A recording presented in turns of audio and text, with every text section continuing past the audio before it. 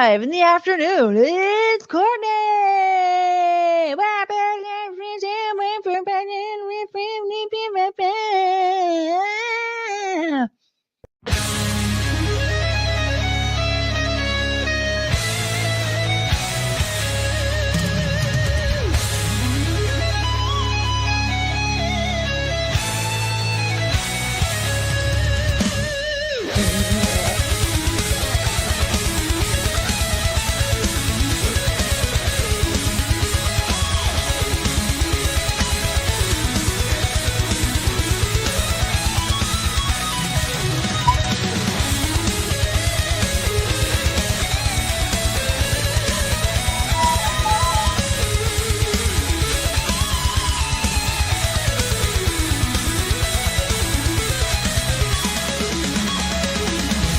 Does she know that she's here?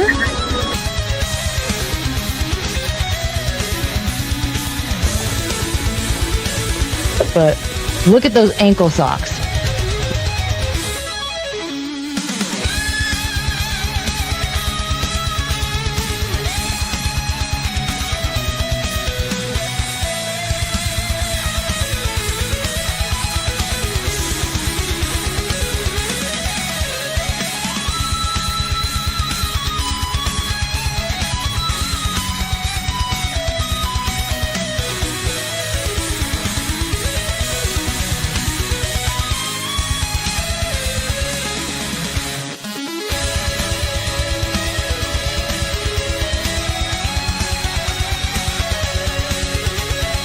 Hey, I want your money. Give me your money. I want your money.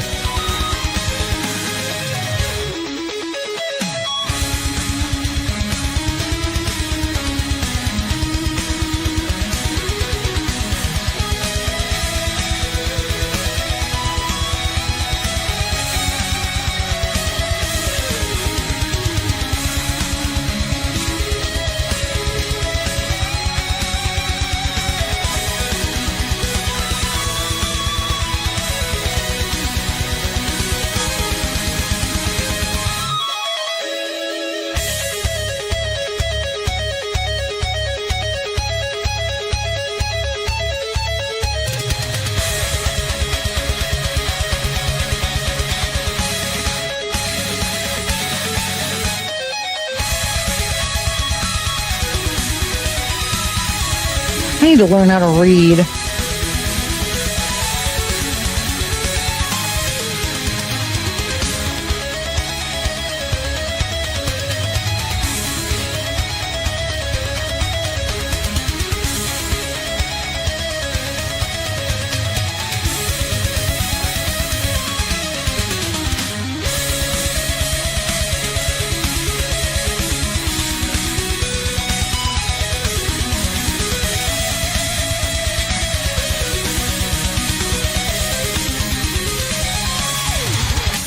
I'm so keep shuffling. I like jostled my bosoms out of place.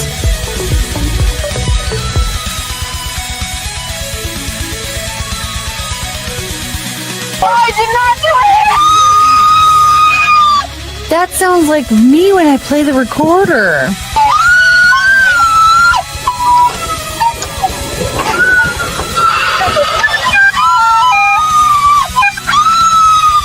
You can't tell the difference, can you?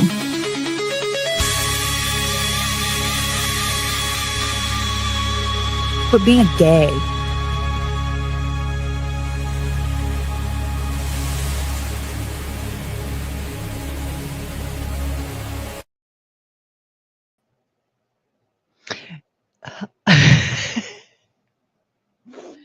Hello, everybody. You are watching episode 60 of Babbling, Courtney Brooke. Why do I look annoyed and frustrated? Because Penelope keeps running out of my bedroom, staring at me, and then running away. I think she is trying to get me to go to bed, but it is 6 p.m. where I'm at. And while I'm old, I'm not that old. Okay. So, Penelope, come in. She just did it. She seriously just did it twice. Okay. Like Well, I don't know. She did it probably twice during the intro, or no, once during the intro, and then like, yeah, and that was like right as it was starting. I don't fucking know. She's done it like 12 times in the last 30 minutes. So, but when I was like, she had just done it probably 5 seconds prior. It was like right before the countdown started, and then I mentioned it, and she freaking did it again. I love this dog so much. I would die. I would kill someone for her. In Minecraft, YouTube in Minecraft. Just bring her there. Well, okay, hold on.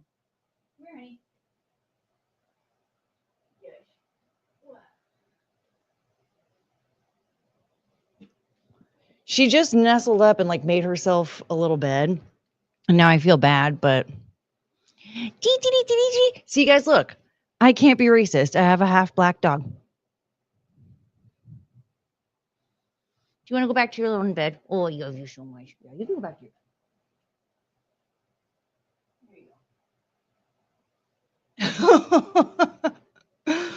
Chunka, are you sad? Are you confused? Careful. You're gonna. Oh my god. It's okay. It's okay. You know, dog difficulties are just as frustrating as technical difficulties, you know? Yeah. All right. Let's say hello to everybody right quick. Okay. Hello. Oh, wow. My voice sounds like a prepubescent boy. Hello. And Frank, hello. Oh, look at push-ups. I feel like push-ups is being, what's the word? Satirical. Oh shit. I already forgot the other word. Sarcastic. Wow. Anyway, so glad Courtney's here. Finally, something entertaining. Yeah. Good night, Mr. Thompson. Yes, I want your money. Give me your money. I want your money. Give me your money. AV Tom, what up? Pro tip: 4 hours of sleep is not enough anymore. Well, 4? What's that? Actually, no. I've been getting like about 5 or 6 lately.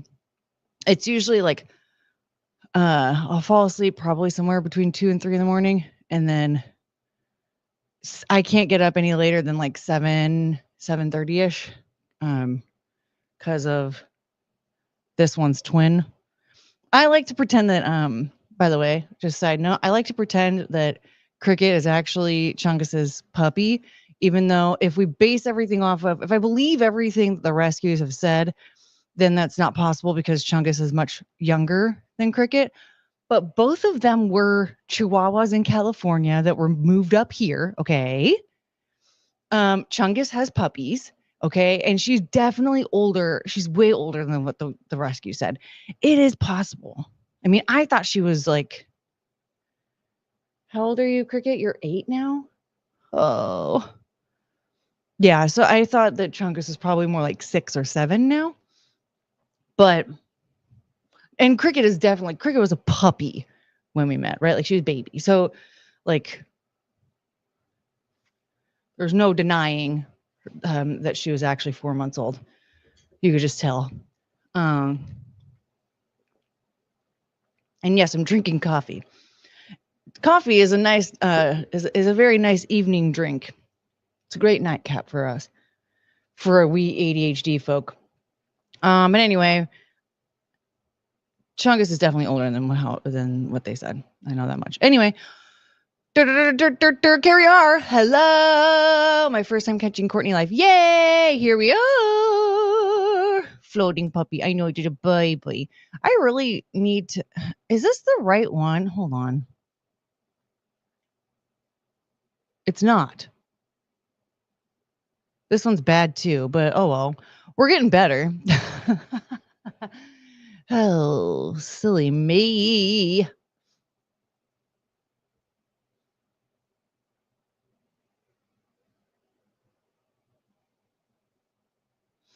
I almost missed Michael Coulter. Hello. And Andrew Thomas. Hello. Is it Monday? Today's Monday. Minecraft. Can somebody help me get a copy of Mein Kampf, please? Hi, Courtney, Penelope 1 and 2. I know, yes. This, if anybody knows, this is Penelope. Well, what? Chungus thinks her name is Penelope. I don't know what the deal is, but she thinks her name is Penelope.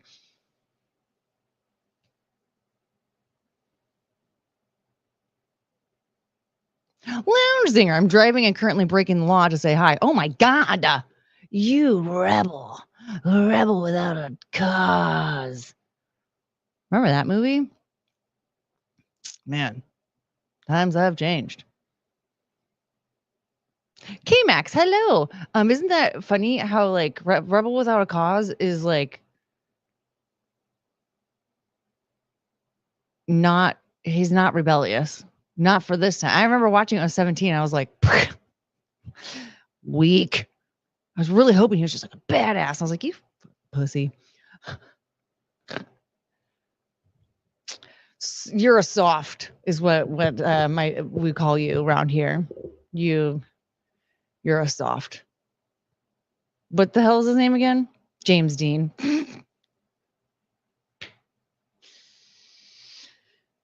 Anyway, so I haven't taken my meds in a while. I don't know if you've been able to tell. I was on Simpcast last night, and I think it was pretty clear.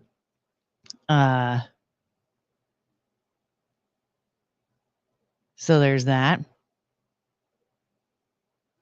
So let's look at this turtle. Let's look at this frog riding a turtle, just for funsies. Is this copyright music? I've muted it just in case. But look at these guys. Oh, the frog even has a hat. I love these guys.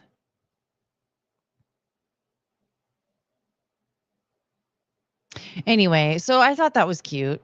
I just wanted to share it. You guys, I took the dogs on a walk today. And when I was taking Cricket and Penelope, we ran into Chunkus's arch nemesis, Winston the cat. He's the one that beat the shit out of her. And she just stood there. Like, you idiot. So, oh yeah. So I got back to the house and I was like, okay, Chunkus, it's your turn, but here's the deal. Winston's outside. Don't make eye contact. And he retreated. He went inside. I don't know if Cricket maybe like gave him the business because like she had something to say.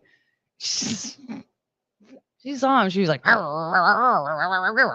was like, come on. And he was like, he actually looked like a fraidy cat for once.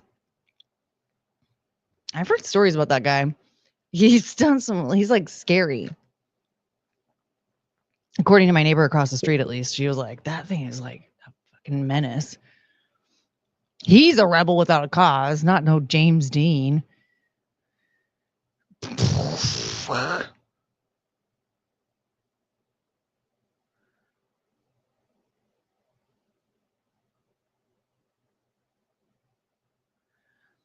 Courtney, I was listening to Simpcast at work last night. What dog was attacking you? Are you talking about when I said that the dog was in attack mode? That was Penelope. She gets really aggressive with giving licks. And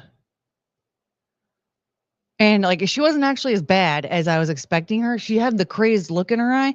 There's only one time she ever like in front of people got like fucking wild, and it was during one of our watch alongs in the Discord. I was holding her and she's being so cute, and then out of nowhere she was like attacking my face, and I was like like struggling to get away from her. Oh my God, you're so cute. Hi, honey, you're so beautiful. God, she's so cute. I'm really obsessed with these dogs. Did you enjoy Simpcast last night? Yeah, I was on it. I mean, so it was like obviously really cool because I was there. You know what I'm saying? Hey, Zuma cool, smart frog. Yeah, he doesn't have to walk ever again. He just gets rides with his turtle. He's so cute. Hello, deranged lunatic. Okay.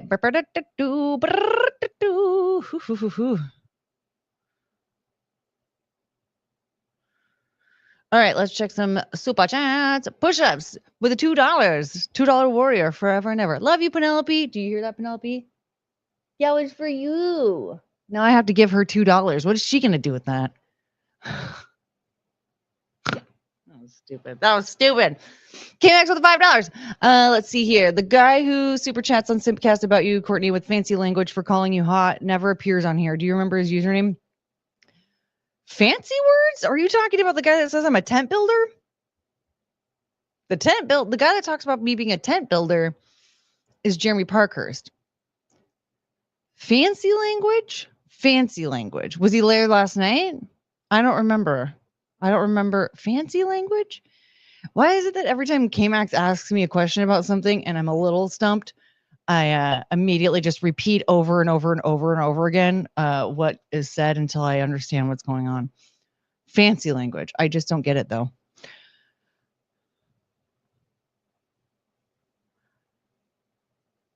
Wait a minute. The amount of time I've been in sunlight on average from March 2024 to today is 35 minutes. That is not good. I can't believe you're not dead. How do you not have like scurvy or something?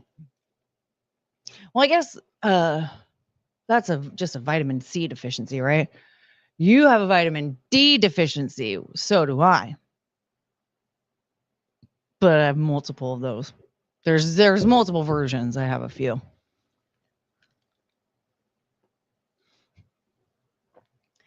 I'm sure tent builder was somewhere in Shakespeare. Jeremy, that sounds right. Yeah. I mentioned him last night when we were on Simpcast because somebody else said something. Oh God, what was his? Who was that? He was a regular chatter too. Shit, who was it? Who actually did? He said something like, "Don't mind me feasting on Courtney's décolleté or whatever." No, it wasn't that polite. But I already forgot what I was in the middle of saying. But anyway, so that guy, he said something and I was like, oh, well, Jeremy Parkhurst isn't here talking about my tent building skills, so I guess it's fine. And then he started like super chatting away about my tent building skills. So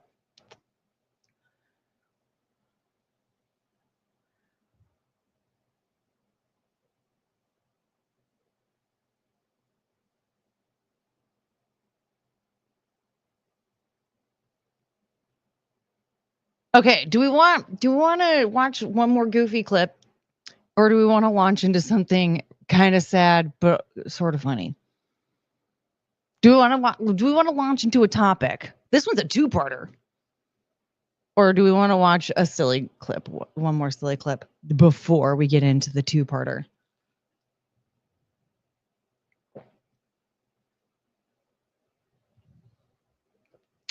What up, Paul? Just got here. Are we discussing the business plan for the tent building company? You know what? Here's the thing. If somebody wants to take the reins on that and get things started, I've been told by a lovely Simpcast chatter that I am starting a tent building company. I didn't know that I was I was doing that, but he insists. All right, everyone wants to do a silly first. All right, I think I found. Well, I'm not gonna lie. I thought this was Mike Harlow at first, so I'm not sure how I feel. Okay, I think the song is a copyright song. It's Cotton Eye Joe. We all know this song, okay? But I'm not sure if this is supposed to be Mike Harlow or my future husband. Your guess is as good as mine, but I've been married a long time ago. Where did you come from? Where did you go? Where did you come from? God,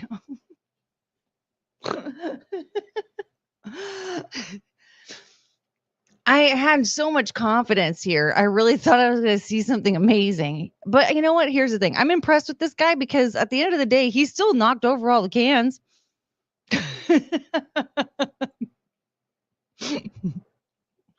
So there is that. And also the caption of it is white people have no culture. Yeah, that is my culture, okay? Can't take that away from me.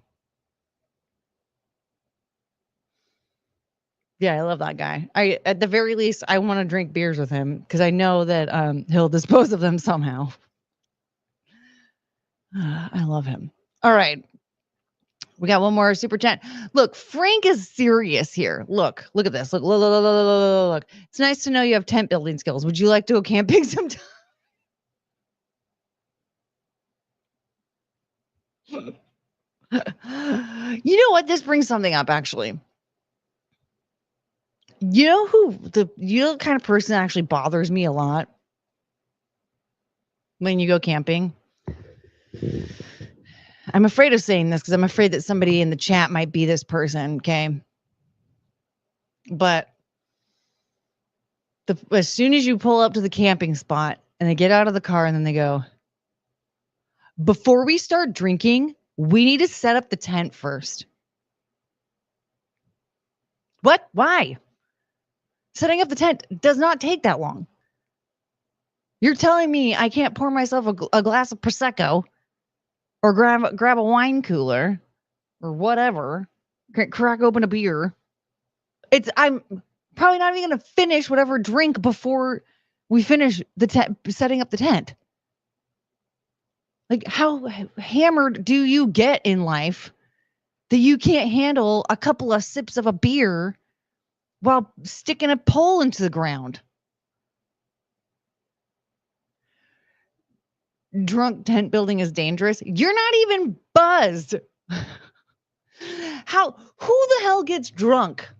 Who gets drunk after like half a can of beer? How long does it take for you to build a tent that you can't handle getting it set up?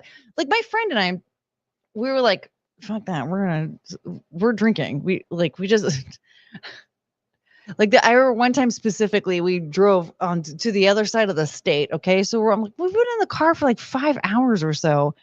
Like I saw some alpacas and thought they were cats, for crying out loud. I was already drunk. I didn't think they were cats. I'm dumb. And I just, I was like, kittens. I was like, wait, hold on. That's not what I meant. And whoops. But we're like, no, we're not going to wait to start drinking. We can crack open a freaking beer and put some poles into the ground. Like, we're not going to finish the first drink. I would say once you're 3 drinks in, yeah, it might get a little dangerous, but you're still going to be able to set the tent up just fine. It's setting up a tent, for Christ's sake. If you want to drink right away, rent a cabin. Who are you?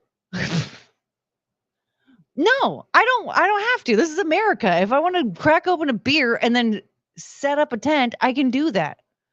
I have done it. Look at me. I still have both eyes. I'm alive. Everyone I joined in sipping a beer and setting up a tent, we're all still alive. The tent was set up just fine. I don't understand, like, what put some poles in the ground. I don't know where you're going with this. But can I set up a tent while drinking? I've seen sober people struggle with tents. Well, and there's that too. But I don't understand the point behind, like, why can't I just crack open a beer or whatever, a White Claw, and then also set up the tent at the same time? What's the issue? What you can't have one drink. Just get out of here then. No, you're not helping. You actually are terrible doing this while sober. Go for a swim. There's a river over there. Just go over there. Leave us alone. We can drunkenly handle the tent on our own. We don't need you. Also, side note, I didn't brush my hair today. Are these the kind of people that get blackout drunk? I think it's actually quite the opposite. They're the kind of people that like judge other people for drinking and getting like, because I can get like blackout freaking hammered, and like I make you a 5-course meal just fine. Now, granted, what is that meal? I don't know. We might all forget what happened the next day, hopefully, depending on the situation. But like, I'll black out and like, oh, I'm gonna shampoo my carpet or whatever. Like, I just don't. Maybe I was just blacked out for all of my 20s, and so I just learned how to just do shit while drunk because I didn't know how to do anything sober. Because functioning sober in my 20s was too much for me to handle. So maybe that's it. But I mean, like, if I'm going to be gone for the weekend and I'm outside camping, like, yeah, I'm gonna drink. And yeah, I've been sober in the car for 5 hours, getting ready to start my weekend. Let me crack open a beer. They won't struggle so much if you're drinking. I mean, yeah, yeah.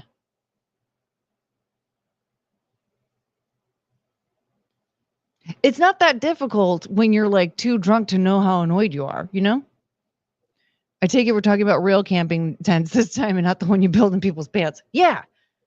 I don't understand. I don't understand. Like, why can't I just, I'm in America. I'm 40 years old. Well, almost, for crying out loud. Let me have a beer while I'm building a tent. While I'm setting up a tent.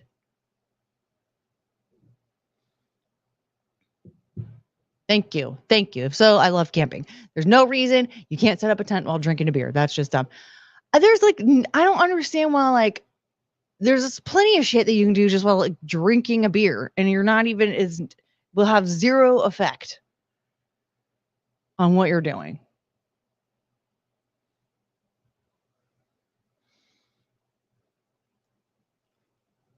Tim F, hello. Oh yes, Courtney, you were blacked out for a year in your 20s and had a baby. Or wait, or you're mellotard? Was that a typo or is that on purpose? Because that's a great typo if it is.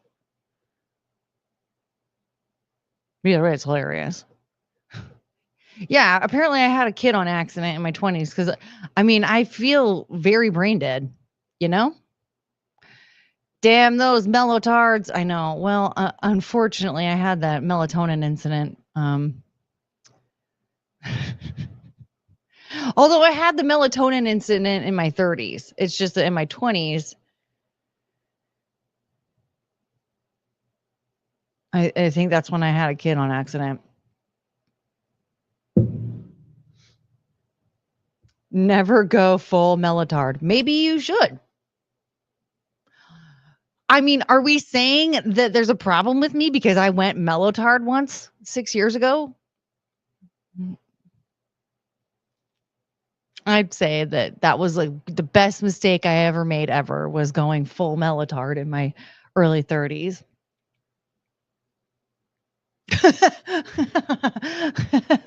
Once is okay. Okay. Yeah. After that, like, careful. Okay, guys. Well, okay, here's the thing. This topic, this is actually like, this one's sad. Okay, we're starting off, this is a two-parter, but we're starting off a little sad. So remember the fires in California, and there were some not so great fire ladies who were a part of this. Okay. Oh, dang it. I should have pulled up that clip. Because remember the clip where they were all like, oh, well, there was the one lady that we all really didn't like. She's not part of either one of these stories. But, you know, you want somebody to look like you, understand your story better. And then like, oh, well, can you carry my husband out of a fire? Well, if I have to carry your husband out of a fire, he got himself in the wrong situation. That lady and all that stuff. Well, we have some updates on on some of the ladies that were part of this. California fire captain was stabbed to death inside home in a possible domestic violence attack. So, excuse you. So, recognize this lady? Remember her? A California fire captain was killed inside her San Diego area home Monday night after she was repeatedly stabbed in a possible domestic violence attack, according to authorities. Firefighter Rebecca Morodi, 49, was found with multiple wounds after San Diego County Sheriff's Office personnel reached her Ramona home around 9 p.m. She was pronounced dead at the scene. This is devastating. What bothers me about this is that, like, I don't think she was good at her job. And there's part of me that finds relief in knowing that she isn't being bad at her job anymore. But man, not at this. Like, you didn't need to die. Should have just stepped down. Investigators suspect that the victim knew the perpetrator and are treating this case as potential domestic violence incident, the sheriff's office said. The motive and further information for Morodi's death remain unclear. Now, here's the thing, because the more I'm reading this, the more I'm like, well, no, I think there was like a. Okay. So it looks like I already found an update on this. So there is that. Unclear. Well, guess what? No, there's an update. There is an update. Wow, I saved a lot of stuff. Dang it. Oh, man. I had another really good fat shaming article, but the thing is that I needed to find the actual article. Because, of course, everybody and their mom, they just want to fucking screenshot shit and they don't ever post the link. Like, I want more information, please. Ooh, hold on. No, New York Post. I don't want to support you. Continue supporting us. Nope. Yeah, continue not supporting us. Yeah. All right, here is a follow-up to that article, because that article was actually found earlier in last week. Woman accused of killing SoCal fire captain wife was previously convicted in her estranged husband's similar murder. Okay, so a woman accused of stabbing her wife, a Southern California fire captain, to death was previously convicted in her husband's eerily similar murder more than 2 decades ago. You guys, so this woman murdered somebody already, and we're gonna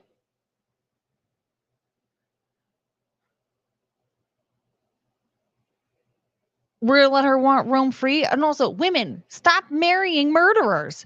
These freaking hybristophiliacs need to get their shit together. You know what? Hybristophiliacs, you need to be locked up too. Why are you so obsessed with murderers? It's insane. Okay. Yolanda Morodi, 53, has been on the run since authorities named her as the prime suspect in the brutal killing of her 49-year-old wife. I didn't realize she was on the run. I didn't even read this whole thing. Sorry. The light in my bedroom was flickering. Cricket, are you doing something? Anyway. Oh, the doggy. See, that's the thing. That poor doggy misses his mom. He wants his mom. Oh, I hate that. Okay. While authorities investigate the February 17th domestic homicide, old newspaper clippings have resurfaced detailing Yolanda's prior murder charge in 2000 for stabbing a man to death in San Bernardino County. The clippings revealed like what are we? What? Anyway, the clippings revealed that her victim was none other than her estranged husband. We have a white person name coming up. In October 2000, James Joseph Olenishak. Okay, hold on. Someone want to tell me how to sound this out? 26 was stabbed to death in his apartment. Detectives quickly nabbed Yolanda, who at the time went by Yolanda Mercedes Olenishak. I'm just going to say it the same way over and over and over and over again. apparently. Olenicek. Olenek. Sorry, sir. I don't mean to desecrate your name like this. You are dead. That's not fair. After the 28-year-old had attempted to flee with her 2 young children before turning herself into the authorities. So she's already murdered somebody and then went on the run before. Whoa, wow. And she pleaded guilty to voluntary manslaughter when sentenced to 13 years and 8 months in prison. She served a fraction of that. Well. Oh my God. It was only behind bars from February 2004 to November 2013. You know what blows my mind about that right there? You know what blows my mind? Scott Peterson. There wasn't actually evidence at all that he murdered Lacey Peterson. Okay. Like I almost said Lacey Chabert. Why? Okay. What was it? 2000, was it 2004? It was around that time. He was not only found guilty of first-degree murder, but he was sentenced to he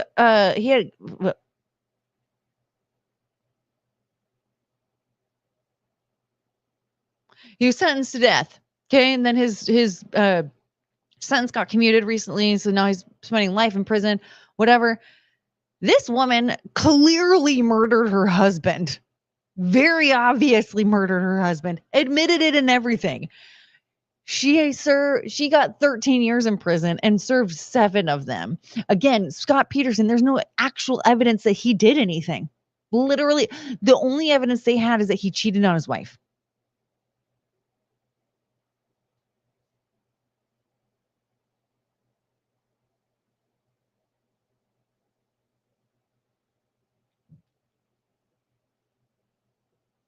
And that was also in California. So I feel I feel like those are really comparable because, it both in California, both around the same time. Both, somebody was murdered, somebody was found dead. The convicted killer's new partner, Rebecca, was found similarly found stabbed to death in the home shared with Yolanda last Monday. She suffered numerous stab wounds and was pronounced dead at the scene. This is really upsetting. Since then, Yolanda has been in the wind. What the fuck does that mean?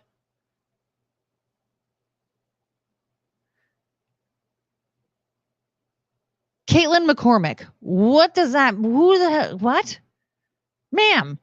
Anyone with information about Yolanda Morodi's whereabouts is urged to call the San Diego County Sheriff's Homicide Unit at 858-285-6330. Investigators believe she's driving a 2013 Chevrolet Equinox with California license plate 8BQJ420. She is described as 5 feet 2 inches tall, 166 pounds, with brown hair, according to officials. She also has a small white dog with her. Well, where's the fucking golden retriever? Did you kill the golden retriever too? So this is like really upsetting. She's on the run. I mean, I get that. I assume, but it just sounds so stupid. I don't know. Let's not get fancy with our verbiage here when we're talking about the murder of somebody. Maybe it means she farted.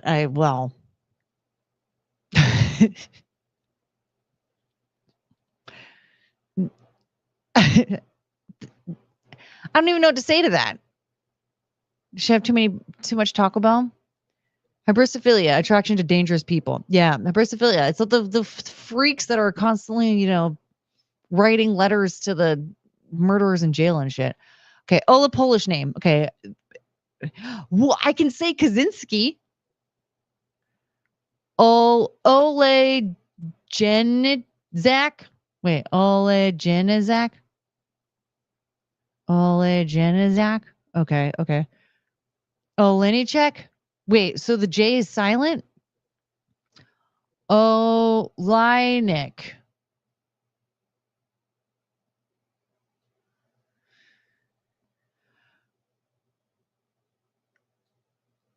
How many fucking silent letters are in that name?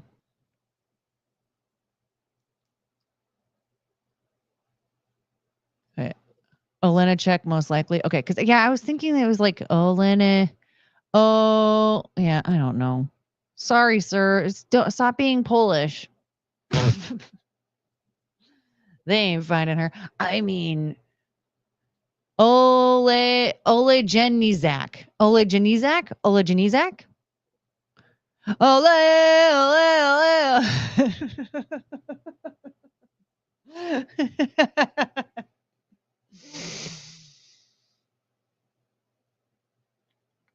Yeah, so that is really upsetting. I will say there is a part of me that felt like, again, there's slight relief. Like, okay, this bitch ain't like burning shit down in California anymore. That's fantastic.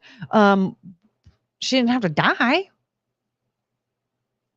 That's really upsetting. I mean, listen, I don't want to victim blame here, but look, if somebody has a history of murdering somebody, it's just best not to get close. Okay. Don't give them your address. Don't let them know what kind of car you drive, like nothing. Okay.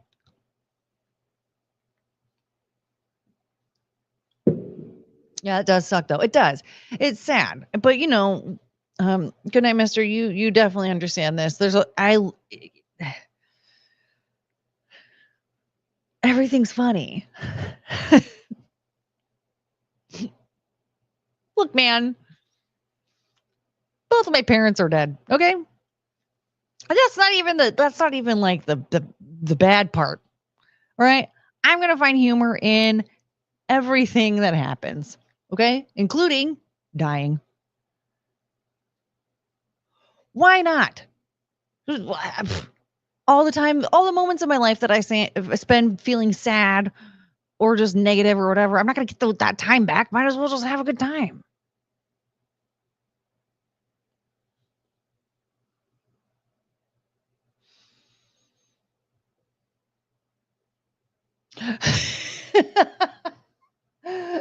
Gary, the only reason I wasn't is because I was asking my husband with Polish heritage how to say it. Well, now's your time to sing along, okay? I don't even know. Yeah. So it's like, I mean, look, I don't want to, make a mockery of this person's death. I know that there are a lot of people in her life that are very upset right now, and I certainly don't want to laugh at them. That dog, I'm really brokenhearted for. That just makes me so sad to think like when you have a pet, that pet, like you are their human. They're relying on you for everything, right? And so there's so much trust there, and there's a lot of fear when they have to find a new human. And that just breaks my heart. Yeah, baby.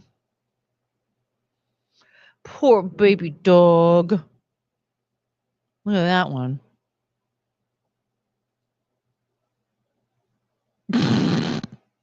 Just floating in the middle of the wall.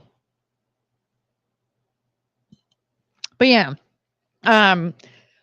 Upsetting. But I mean, again, a little relief in knowing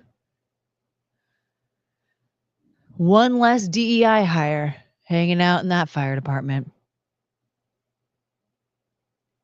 Hey, you guys, no one's here to see you. No one's here to see you. Come here. Baby dogs. It's okay. I know. I heard it too. All right, let's check some super chats real quick.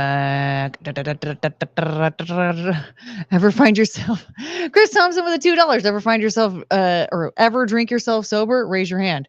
I have not. I've only been blacked out. That's it. And Isabella live with the $2. You're laughing and smiling fun. Oh, thank you. Yeah, let's have a good time. Hi, Bubba. Oh, I love you. Why do you do that? Ow, ow, ow. Now I have a cramp. Penelope. Oh,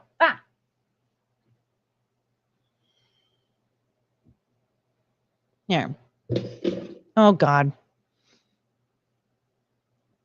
Okay, come on. Come here. There you go. Oh. I love you. God, she's so cute. This dog is just so cute. I can't. Yeah, do what you need. No, it's okay. My comfort means nothing. Just whatever makes you the most comfortable, baby dog. Where's your cramp? It was in my foot. Because I have like one of my legs is bent. And so when I bent down, I kept that leg bent, and when I bent down to pick up Penelope, but she kept like scooting a little bit away from me, and when I was trying to re-angle myself, I like flexed my foot wrong, but it's gone now.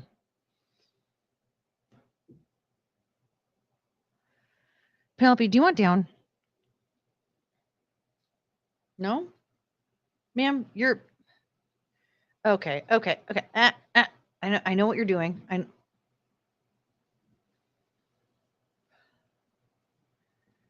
Okay. All right. I think it's raining. Yeah, it sounds like it's raining, and it's a very noisy rain, and she's upset about it now. It's been like super stormy out here lately. Lot of flickering lights. Spooky.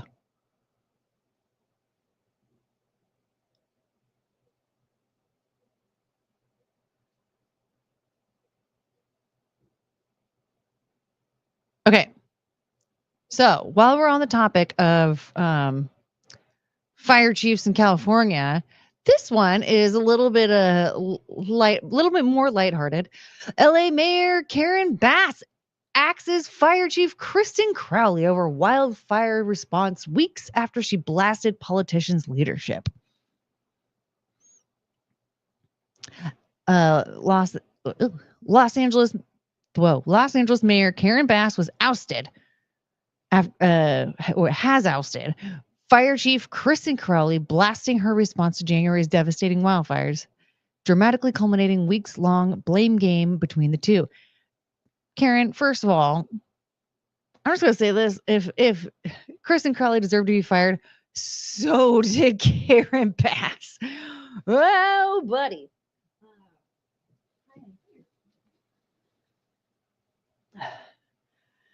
Somebody started beating me up. Yeah, here you go. Penelope, I love you, sweetheart. Yeah, I know. Are you just nervous? Do you want to go lay in bed? The firing, oh, she's shaking. Oh, she's scared. I'm sorry. I shouldn't have yelled at you, my baby. Yeah, you're just scared. Good Lord, she is like, should I get the baby carrier? Poor baby. The firing comes a day. Oh, yeah. Actually, no, let's go back a little bit. If Kristen Crowley deserved to be fired, so did Karen Bass. And honestly, they both deserve to be fired, including that other one that's not in either one of these articles. Okay. They're all terrible. All of them. They were all terrible, and all of them should have been fired. They're bad at their jobs. They can go be receptionists. Maybe, well, no, they can go back groceries. I think they could probably do that. Maybe, I don't really know. They don't seem very competent, really, to do anything. Okay, let's see here. The firing comes a day after Bass said city's fire officials were to blame for her lack of preparedness and availability during the blazes. And you knew they were coming. By the way, I heard the audio, Miss Karen Bass, and you went off to freaking, where did she go? Ghana? You went to Africa. That's what I know.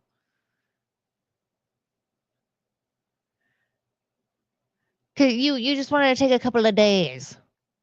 Bass, who herself was in Africa when the fires broke out, and you planned it, bitch, ripped Crowley for not holding holding personnel in reserve despite emergency level fire conditions before the Palisades and Eaton fires.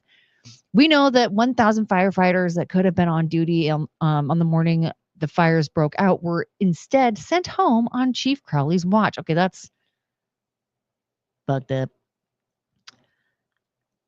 A necessary step to an investigation was the president of the fire commission telling Chief Crowley to do an after-action report on the fires. The chief refused. These require her removal. All right, you know what? Here's the thing. I think this is fair, but also, like, bitch, you knew. Here we go. Ronnie Villanueva. How come I know how to pronounce that, but not the white name? A 41-year-old veteran of the department has been named interim fire chief until a permanent replacement is found. Ooh, Ronnie, That fucking just hire Ronnie to do it. Are you kidding me? That's fucked up. Crowley was called in for a closed door meeting with the mayor after saying days or whoa. Yeah, closed door meeting with the mayor after saying days after the fires ignited that Bass was at fault for the rapid spread of wildfires. Yeah, she planned it. We are screaming to be properly funded to make sure that our firefighters can do their jobs so that we can serve the community. Fair. Let's see what everyone's saying so far. First of all, her name's Karen, so what do we expect? I mean, yeah. Karen Bass. Yikes. If your name is Karen, automatically, like,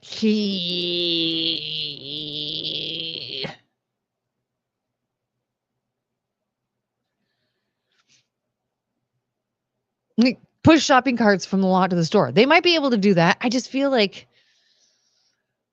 with the level of laziness some of these people have shown, it's just sort of like, what? I don't know what you can do. What are you capable of? Have you ever been worried about being able to afford a mortgage? No? I just don't think that you have it in you then. I don't know what that has to really do with anything. I just feel like, when you're really like, when you go through a phase of like scraping by a little bit, there's just, you got a little more pep in your step when it comes to getting some work done. You know what I mean? Like you're like, I don't want to lose this job. Come here, honey.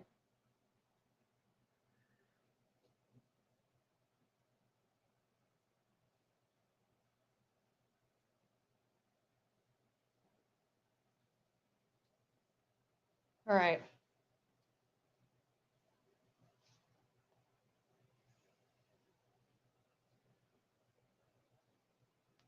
Wait, how do I do this?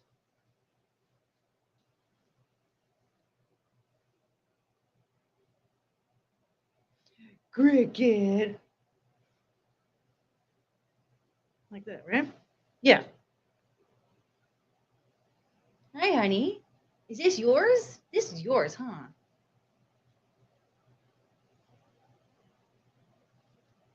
Come here. No, come here. I hate it when you do that. It scares me every time.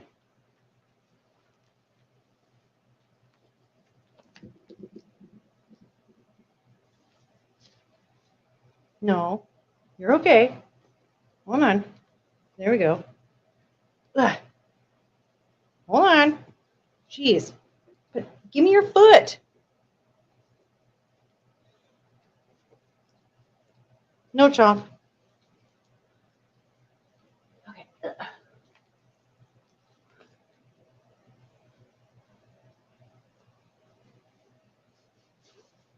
No. Beep. No, Chunk. Hey, stop. Come here. Good Lord. How do people do this with babies? I can barely do this with dogs. All right. If you want to see the full screen here. Wait, here.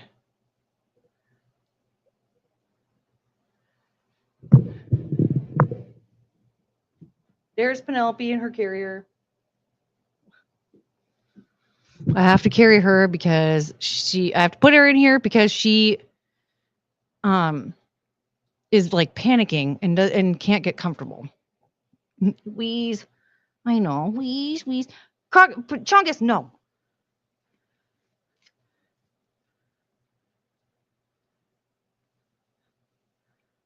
Oh, wheeze, my baby. Okay. Chongus. Oh, dang, dude. Okay. Bass, Crowley, and Democratic Governor Gavin Newsom have all faced relentless criticism from the moment the Palisades and Eaton fires ignited on January 7th, incinerating tens of thousands of homes and becoming the most expensive wildfires in California history. Among the sharpest critics was former Water and Power Commissioner Rick Caruso, who dragged the mayor for defending the fire department and allowing fire hydrants in several burning neighborhoods to run dry on her watch. Hey, no. Oh my God. Just when I got them all to calm down. Stop being annoying. No one's here to see you. I promise you.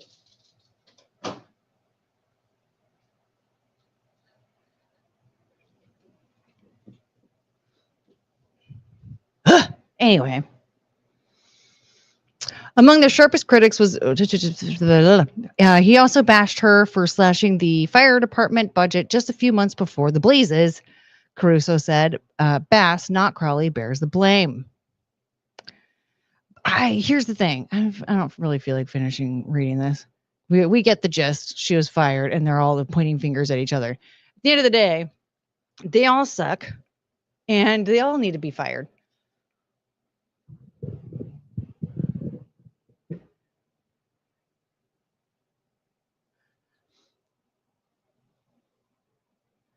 Babies usually don't fight when being put in one. There is that. I know. And Penelope's the worst when it comes to that because she's like, she hates being up, like off the ground without her feet being supported. But she doesn't understand what's going on. And so she'll fight. She fights back. Oh. But yeah, now my dumb dogs are at the front door right now thinking somebody's visiting them and they're not. But yeah, so I mean, at the end of the day, Kristen Crowley got fired. Now, the one person who didn't get fired, who should have been fired,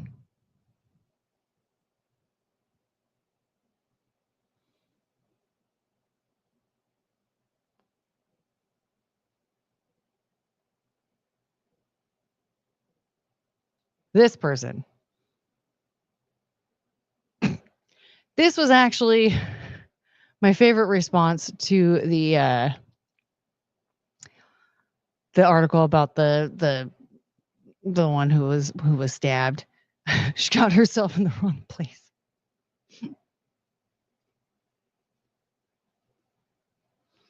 What do you know? This one though, we need to revisit this one and like get rid of her. I don't like her. Burp, burp, burp, burp, burp. I don't even remember this one's name. But oh my God, I can hear Penelope right now. She's oh please. You guys are really bad. I'm gonna rehome all of you. Hello, how many steps does it take for you to get over here? Where's Crockett? Hi, honey. No, no.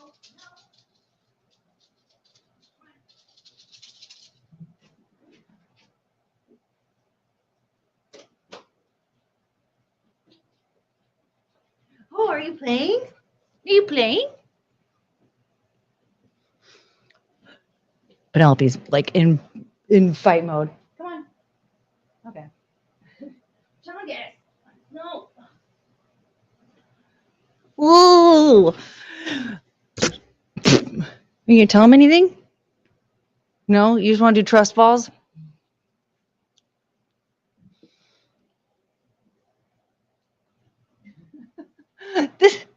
This whole time you could get up by yourself and you Hi. Hi, honey. Okay, are you okay without the baby carrier? Can I take it off?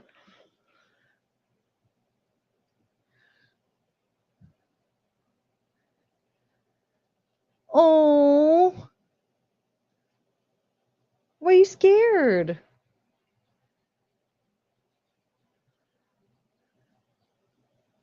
Why is she scared? Anyway.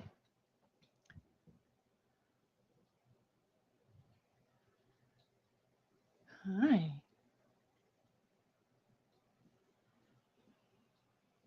Come here. Okay. I love you.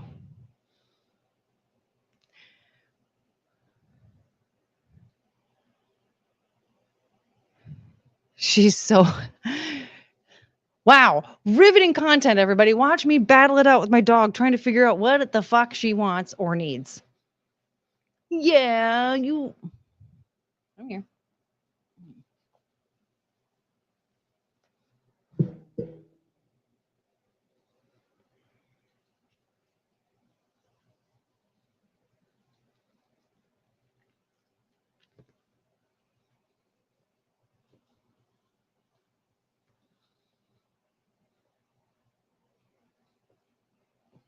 All right. I think this should be good. I really want to take this hoodie off now because it's making me like really hot, having my dog strapped to my chest while wearing it. But you know, the show must go on. We're just gonna deal with it. Look at that dog. She's so cute. All right, check on some super chats. Viking with the 199. Chungus, good girl. Give more treat.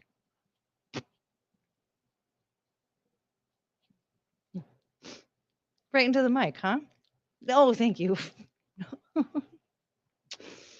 Mm. All right, and push ups with the $2. I could watch a stream of you taking care of your dogs. Should I just start a whole channel on me and the dogs? Why is she so scared, honey?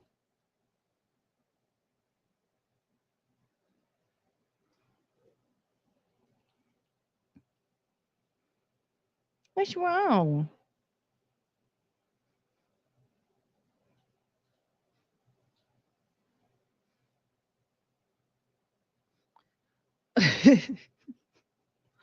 It's like a human baby. You just bounce it, and then it'll be fine. Poor doggy. Yeah. Anyway, so we all know how I feel about this. I think next on the chopping block needs to be that one bitch and Karen Bass. What the hell is that one lady's name? She was a terrible person. You know the one. Make a Chungus channel. Just Chungus. A chunky chunky chunky chunky chunky chunky chunky chunky. Choo choo. It's you.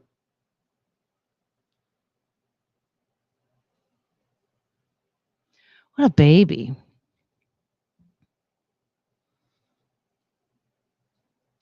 All right, she seems to be calming down. So that's good.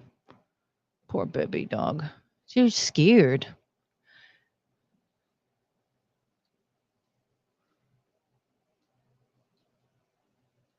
So who next? We need to get rid of Gavin Newsom. Honey.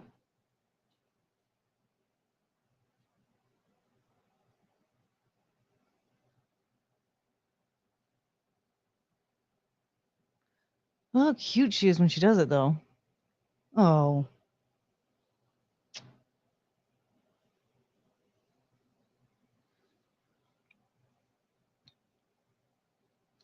Yeah.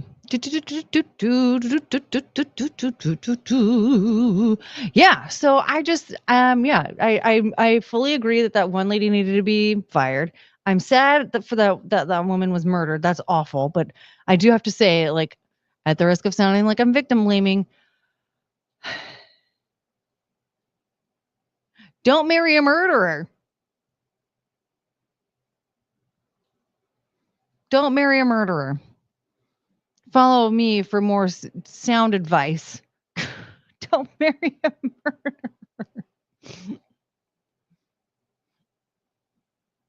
Oh, before we go anywhere else, I found a new toy that I want.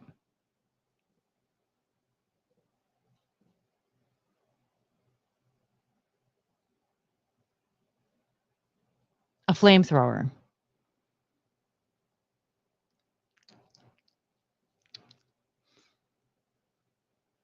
That's all. I just want a new flamethrower. Now,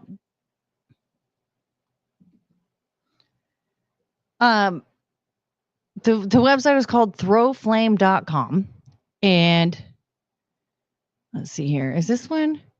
Runkle of the Bailey. If you don't follow Runkle of the Bailey on Twitter or subscribe to his channel, you should. He has an affiliate link.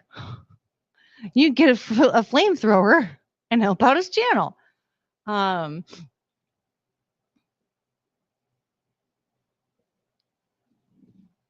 Here we go. This should be the one.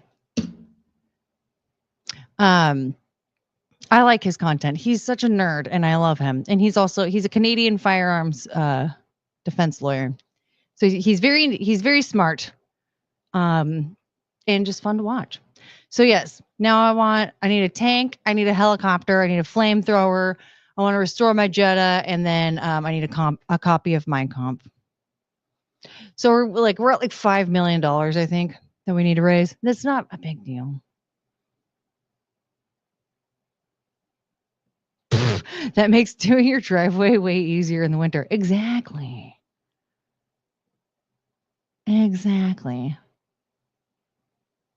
That's mostly what I was thinking. I want to get a flamethrower so I can clear out my driveway. No, I just want to be prepared. Okay, you guys, here's the thing. This one's short. This is short. I just really need to talk about this because it just it bothers me so much. Okay. I saw this headline. Okay. Sean Diddy Combs, lawyer, quits sex trafficking case under no circumstances. Can I continue? Okay. So it was pointed out that it was right after Kash Patel was confirmed that that's when he resigned, when he quit. Everybody and their mom though was like, oh my God, how bad could this case really be if he can't defend him? No. Defense lawyers are not just there to like get you to be found not guilty. Defense lawyers aren't there to get charges dropped. They might be able to, depending on the situation, but that's not their job. Their job is to protect your rights as a U.S. citizen. Their job is to protect your rights as somebody who's being tried in an American court. Their job is to ensure that what you're being charged with is accurate for what you're being accused of. It's to ensure, like Milo was talking about how they were trying to add on RICO charges, and how like essentially all they were looking for was to see if somebody was involved in this case and then had also committed a crime sometime in the last 20 years. And that's it. The defense lawyer, their job is to ensure that doesn't happen, right? Like they're there to make sure that your charges are accurate, that and then there's no like funny business going on to like get you wrongfully accused. They're there to help you with an appeal if it's like a murder charge and stuff like that. Like it's not just like, oh, you have to find them not guilty, and if you find them not guilty, then I just didn't do my job. That's not what it is. So what I'm hearing when I see something like this headline here, Sean Diddy Combs' lawyer quits sex trafficking case under no circumstances can I continue. What I'm hearing is that he was actually working with the prosecutor to make this worse than it actually is, which already it's pretty bad. I don't know what else you have to do. We've seen some of the shit that's been uncovered. It doesn't look good. It's not a pretty case. And with Kash Patel being confirmed and the FBI like doing some ish, I think the defense lawyer was afraid of being found doing illegal shit to make things worse for Diddy's charges, and he didn't want that. So he figured if I resign now, they're not going to investigate me. They can find somebody else to do this, is what I'm seeing. Like it drives me insane that people think like, oh my God, it was so bad they couldn't defend him. No. Hello. Watch the Sarah Boone case. There were 8 lawyers that fucking tried their hardest, but she kept firing them because she didn't like that they were like, okay, take the plea deal. That's another thing. They're there to help you get plea deals because they're like, look, you're not going to be found not guilty. You did this. You did it.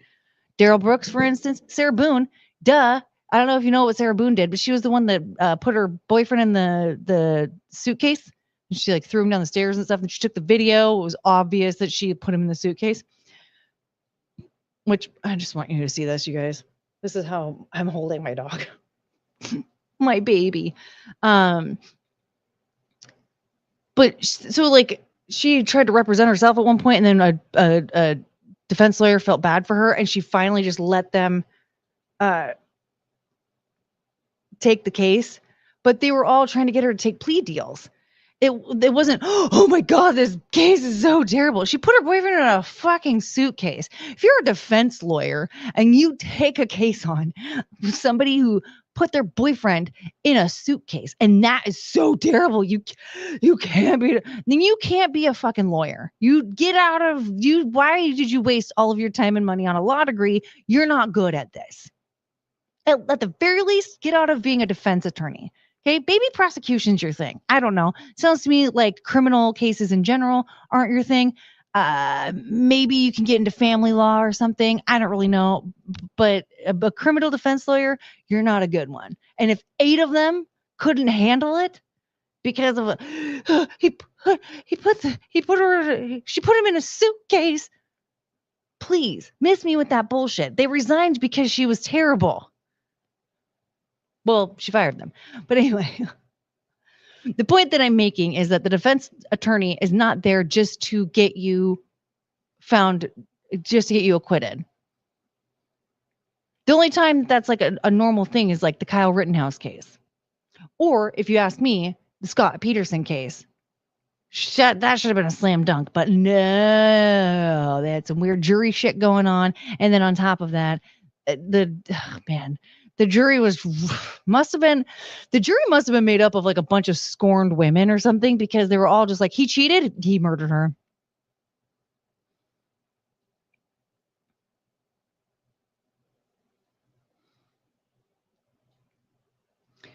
And to that, I'm going to tell you, I know a lot of men who have cheated on their wives, and like they're not.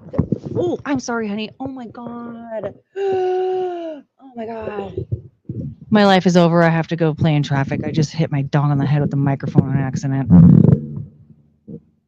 Ugh. I hate it. I hate when shit like that happens. I'm sorry. I didn't mean to bonk your bean. It makes me very sad.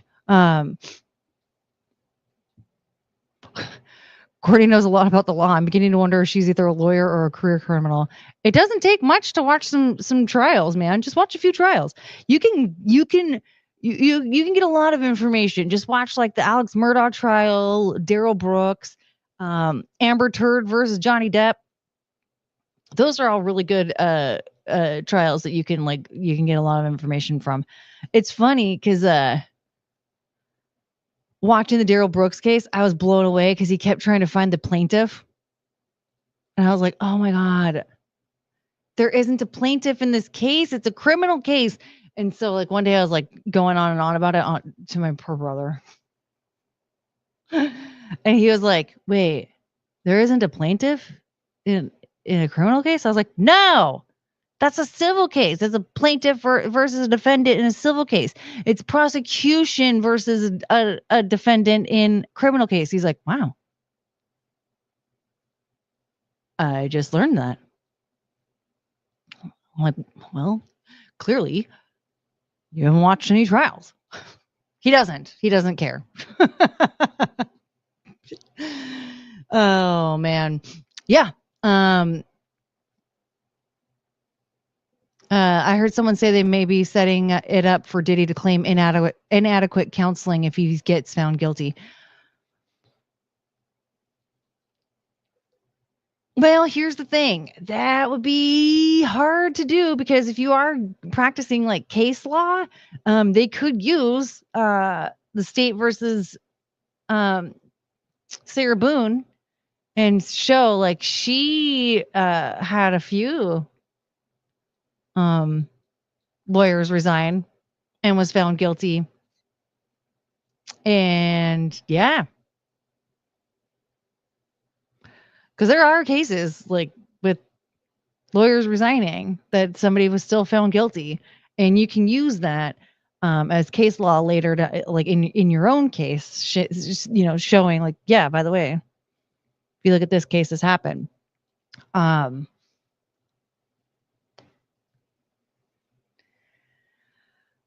So if they're trying to do that, it's going to be hard because there are a lot of cases out there that they could use to prove that like that's not like a reasonable appeal.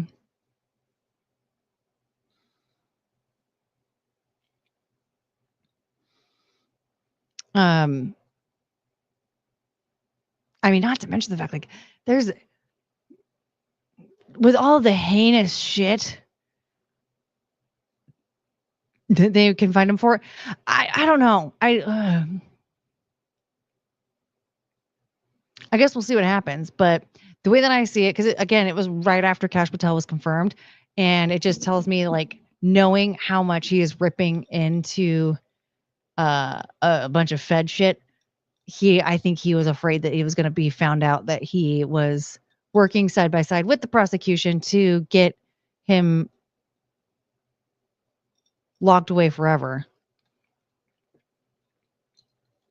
Which there's a part of me that's like, fucking, why don't we just let that happen in this one time?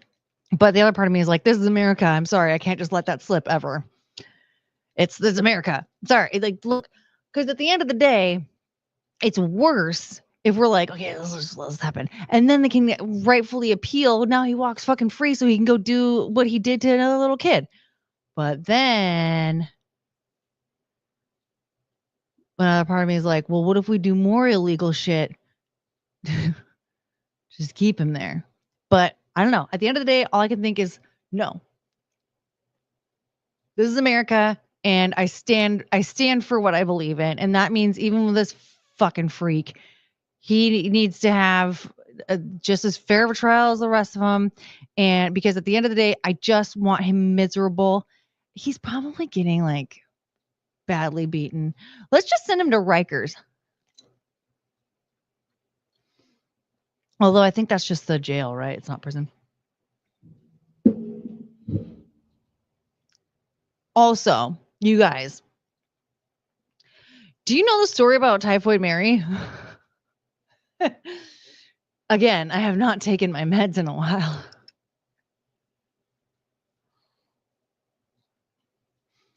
Yes, but follow the law of the land. I mean, that's where like the anarchist in me comes out, and I'm like, listen, motherfucker, we know what you did. So let's just avoid this trial shit and handle it out back like adults.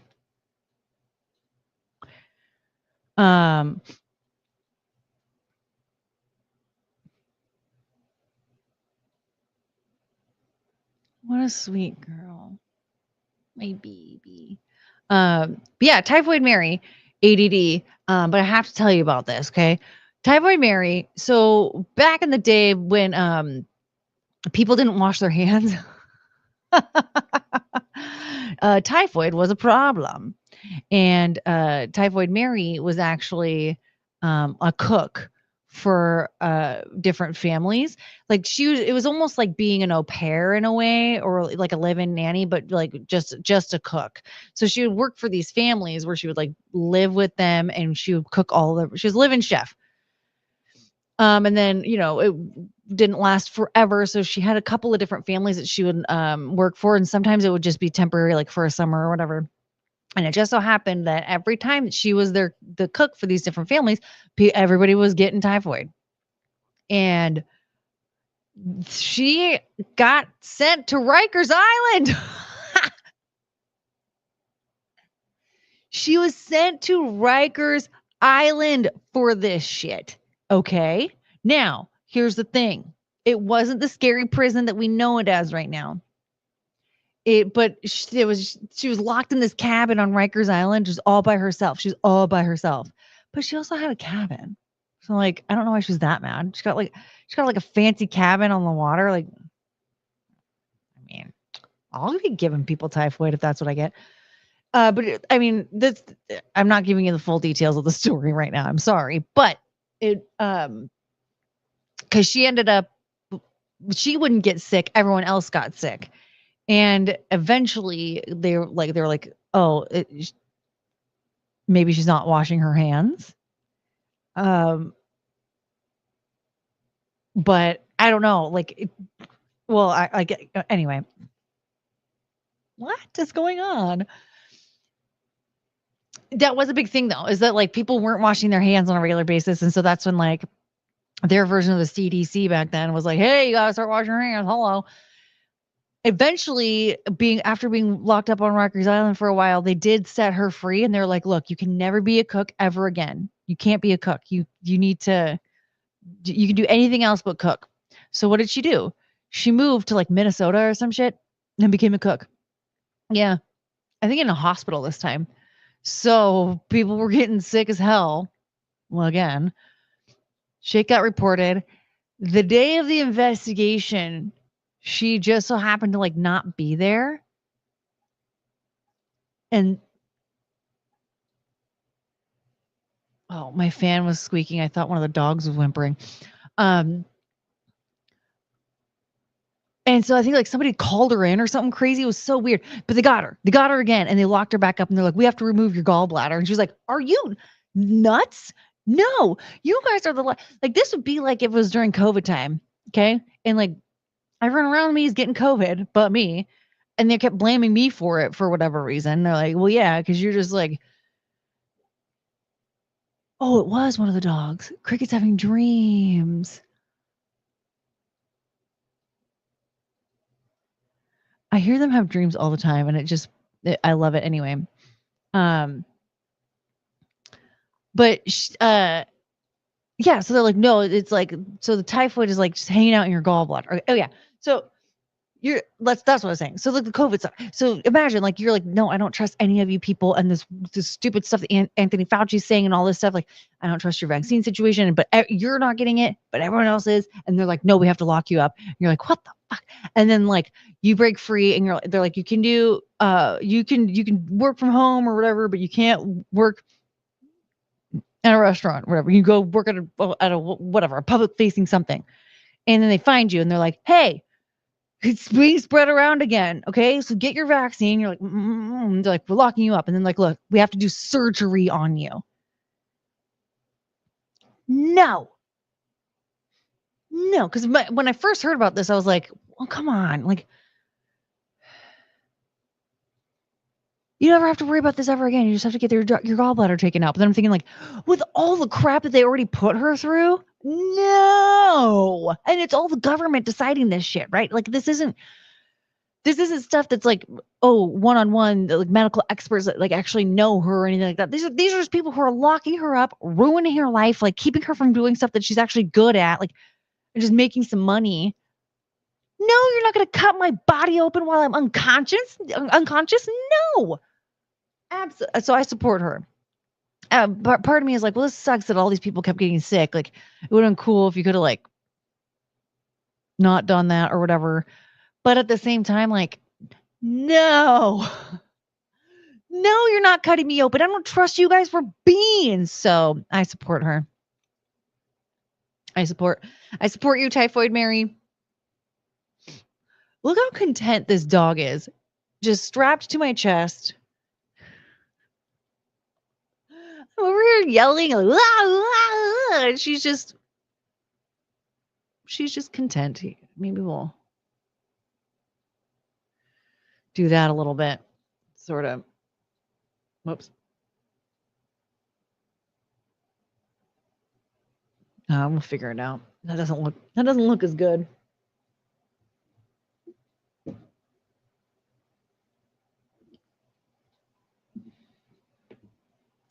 I'm giving away my secrets.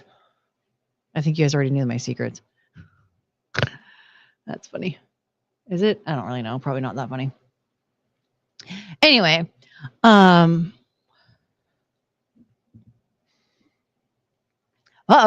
a day before my birthday, no less. Is this the Typhoid Mary convo? I just got here. Yeah, I gave like a very brief breakdown of Typhoid Mary. So on that note, check this out.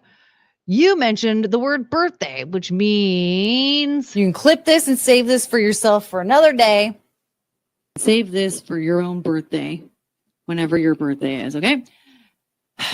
I haven't warmed up. I apologize. I'm nervous now. Happy birthday to you. This is your day. And on this day for you, we're going to love you in every way. This is your day, your day. Happy birthday to you, to you, to you, to you, to you. Happy birthday to you. You're still young. Age is just a number. Don't you stop having fun. This is your day, your day. Happy birthday to you, to you, to you, to you, to you. All right. Clip it, save it for your birthday, and then thank me when it happens. That was for anybody who had a birthday in the last 365 days or will have a birthday in the next 365 days. You're welcome. If you don't fall into that category, I'm sorry you died.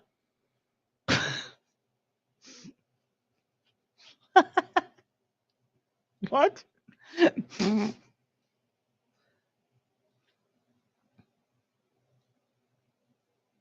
That was such a stupid statement, but I thought it was really funny. Okay. Look at this dumb dog. She's so cute. She's just falling asleep. But yeah, I just with the whole typhoid Mary thing, I can't believe again, I mean, I don't know if Rikers is really like what it is now, but my God, just the idea that she they sent her to Rikers for having typhoid. It's a very interesting story. But the only reason why I brought that up was because I mentioned Rikers. And the topic was really P. Diddy and how people seem to think that just because a defense attorney resigns, that means the case is so terrible. And that's just not what it is. If you go to school to practice law, you're going to have to take on terrible cases sometimes. Especially if you're a defense attorney. If you decide to get into law and you decide to be a defense attorney, yeah.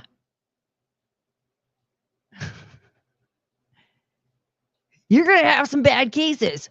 If you don't like that, I don't know, get into immigration law.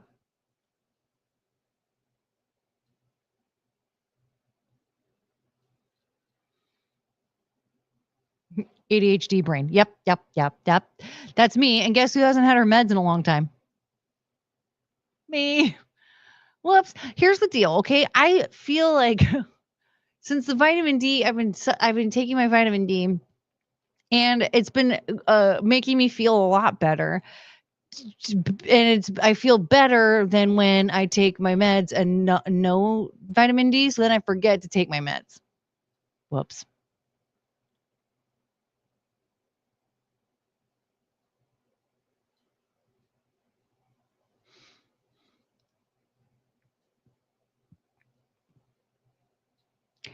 So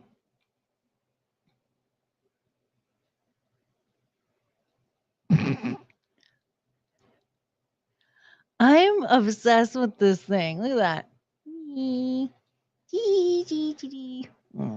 Hi.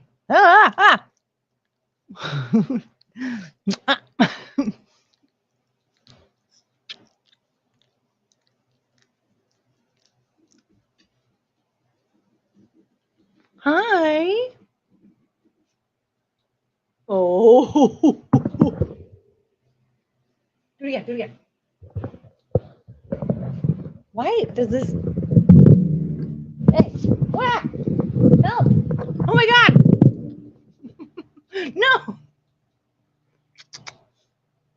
Thank you. You're very cute. Thank you.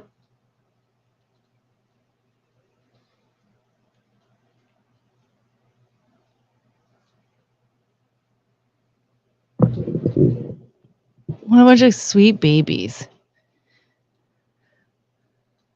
Hi, honey, I heard you haven't dreamed. Did you have a nice nap?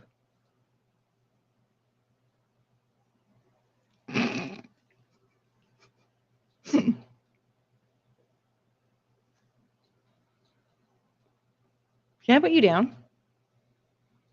Oh my God.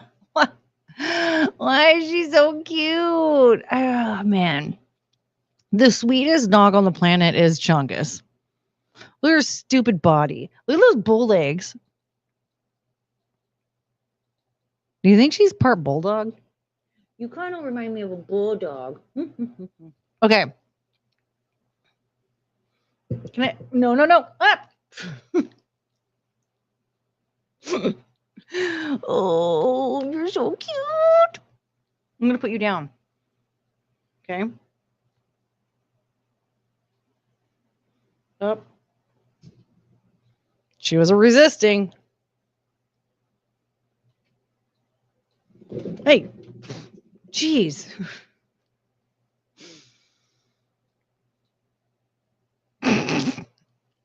I love them so much. Oh, man, what a cute dog. Do you want down?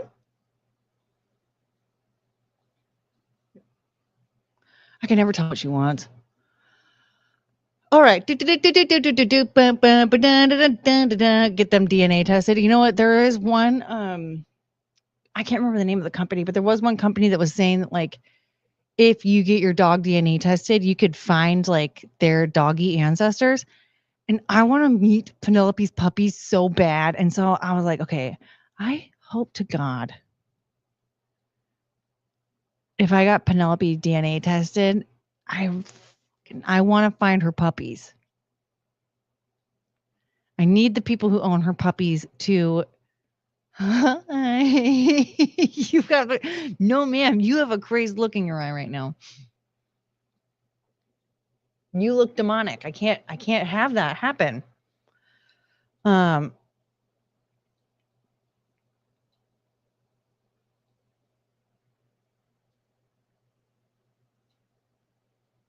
Okay. Ugh. Ah, help. Oh my God. Oh no. Oh God. That was scary. Excuse me. Thank you. Cricket's looking at me like she wants in that baby carrier really bad. Come here.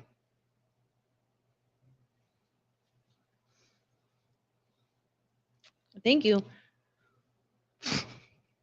She wants to attack my face so bad. Oh, you're cute. Hi, honey. Okay. Okay, just. Not now. Mommy's in the middle of something. Okay, thank you.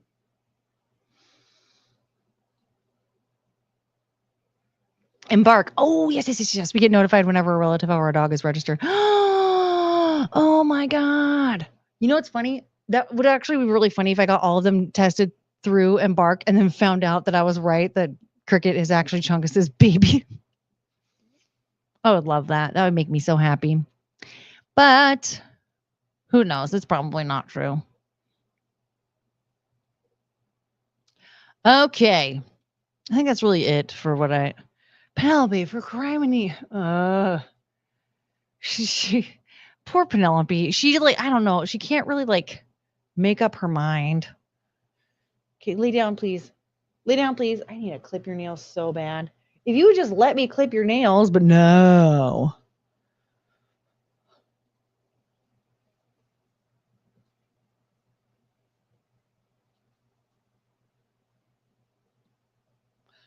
Ugh.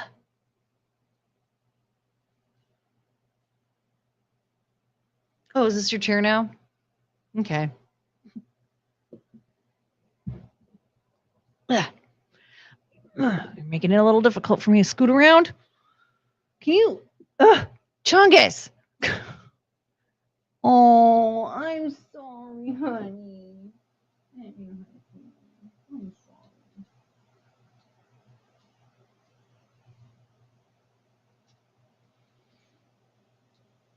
I didn't know that was going to hurt her feelings. Or what else are we doing tonight, you guys? Is this it? We're just going to have like an ADHD. It's been an hour and a half. It's pretty good. I didn't even finish any of those sentences, did I?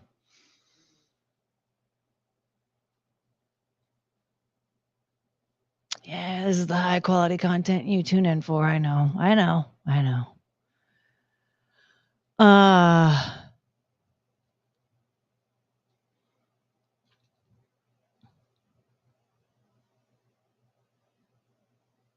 Oh my god, I have to show you guys this. Oh my god, oh my god.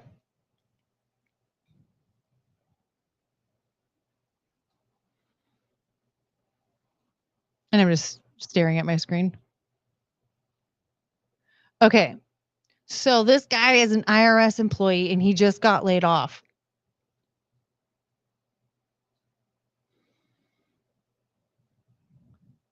Okay, just in about 17 seconds, 16 seconds, tell me what you hear. Excited to learn the job. I was telling my management I was going to be the best. They can count on me. And it's not like I have no say so. Like they just toss you away.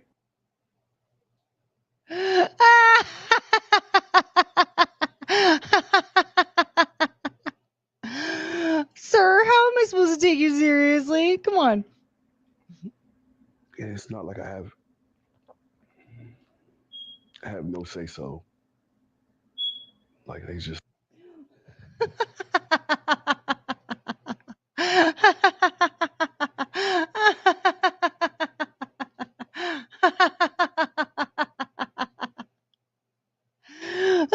Okay, one more time.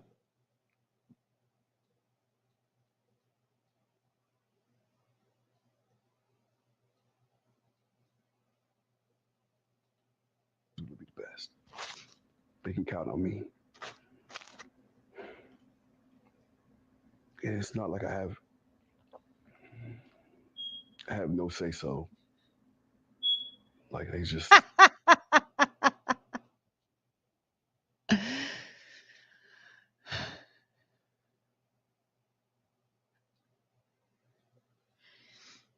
Every time, you guys, every single time.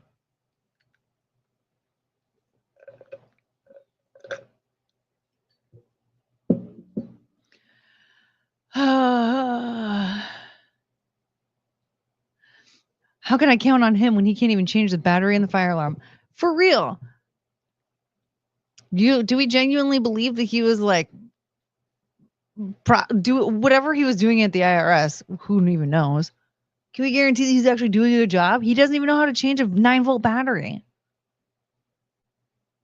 How hard is it to get fire alarms with 10-year batteries? But also, it's like, how hard is it? You get a smoke alarm, okay, and then you check and make sure, okay, what kind of battery does this take? Excellent. I'm gonna have these. Also, like, how do you sleep through that? How do you sleep through that? That's the thing that like really drives me, like really, I don't get it. How do you like sleep through it? Rhinoceros. What's Tiffany Henyard up to these days? Boy, I have no idea. I have absolutely no idea. What is she up to these days? She is no longer the super mayor. She lost one of the elections. I think she's still a mayor, and she's no longer the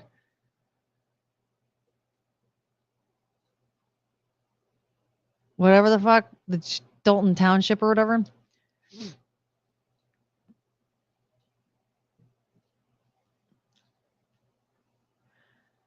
But like,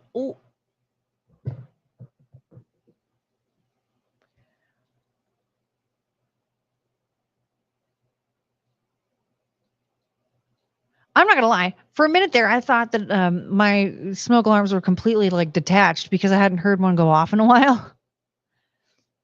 They're there. They're functioning. But like, so my batteries are not dying. But like, how do you spend even like a few hours with that? Like, how do you not just like I couldn't. Well, I have ADD, so like. The second it starts chirping, I'm hyper focus, chirp. On to the next thing. So, Penelope, this is very difficult, but you're worth it. Penelope's like, I have one leg up right here. And Penelope's just curled up like in the middle of my lap. Hello. Hi. You're so cute. Okay, lay down. Dude, she has a crazed look in her eye. I'm scared of her. Oh man, there's a news story here in Michigan about 3 teens who died in a house fire and there was no working smoke detectors in the house. And there you have it, folks. A good reason to change out your batteries when you hear the chirp. That's really upsetting. Like, what the hell, man? Who do honestly, like, did it happen in the middle of the night? They all just slept through it because they didn't hear a freaking smoke alarm go off? Because people, listen, I can't stand smoke alarms, okay? And I like especially hate the sound of a smoke alarm chirping. But if you just change out the batteries, you don't have to worry about it. Change out the batteries. Be a decent enough cook that you're not smoking up the house all the time, and don't catch anything on fire. You'll be fine. Yo, Frank coming in with the $20. Have you been to your P.O. box lately? And any plans on getting a new one? Oh, I have to show you. Yes, I have been to the P.O. box. No plans on getting a new one because the thing is they're like beyond expensive.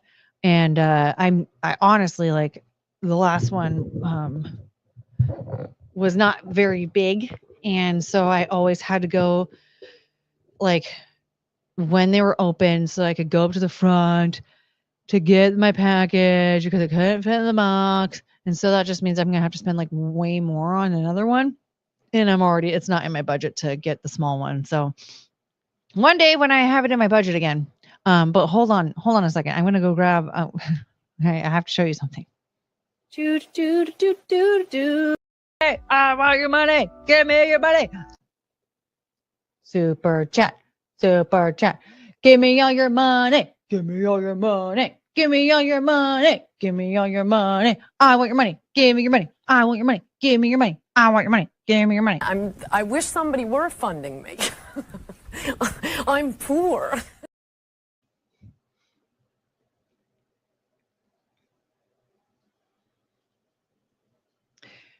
Here's Chungus's baby.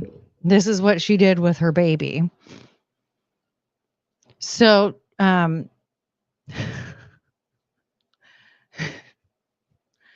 don't know. I think she loved it a little too hard, maybe. It's like a little Beanie Baby thing. I think I just have to find her like a chew toy of sorts because I don't know if I think that's what the deal is. I think that's why she likes the squeaky one is because she can chew on it. Are you naughty? But then like she doesn't like to chew on it because it scares Cricket because of the squeaky noise. No. Wow. No.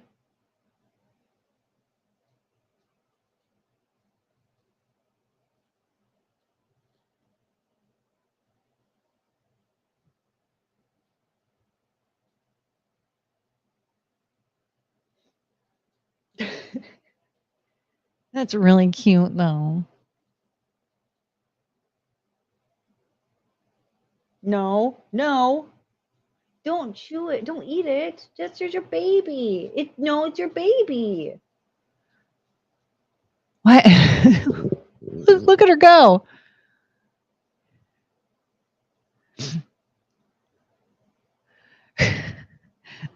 You have a small box. I do have a small box. Yeah, most won't fit. Well, most won't fit packages. My box cannot fit a lot of packages. Be nice to your baby.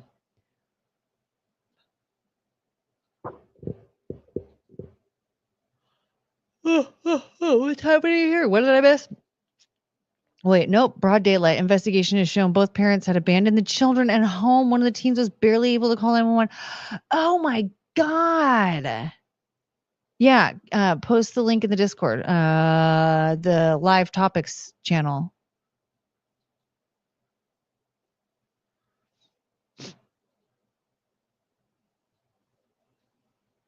Most think it means that it's working, and they will say so because it is the lie they have been told so long they do not remember. That's absolute insanity to me.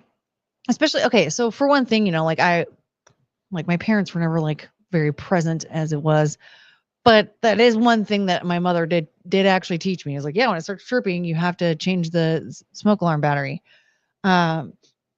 But we even, when I was in elementary school, we had like I think it was like somebody maybe it was from the fire department. I don't really know. But we had this whole like afternoon class where they would like gave us like basically like a written situation, right? Like they started off basically like telling us exactly like ins and outs of like the stop, drop, and roll stuff and like practicing fire safety and all this stuff. And then they had this what's it called? Manufactured home that they had brought into the parking lot of the elementary school, and we all went through it, and they had like fake smoke in the room, and we all had to crawl through underneath the smoke, and the person at the front had to guide us and explain like, okay, here's like a drop on the floor here, so be careful, da da da da. Oh, turn left here, like all this stuff. Like, so to think that like I had that education when I was a kid, like I was like 11 when we did all that. And then to think that like there are people out there that don't even know the basics of just changing out the smoke alarm. Chunga, don't bite it off.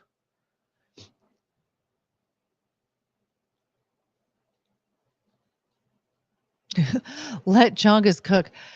I don't want her choking. I already had to take the one eyeball away from her and throw it away. The poor baby. I don't want her to choke on it, my little baby. It's smaller than Guadalupe, so I thought she'd like it. The thing is, she loves it, but she wants to like chew.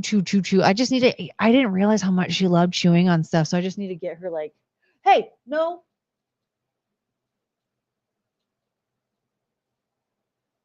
No, ma'am, please don't. I don't want you choking.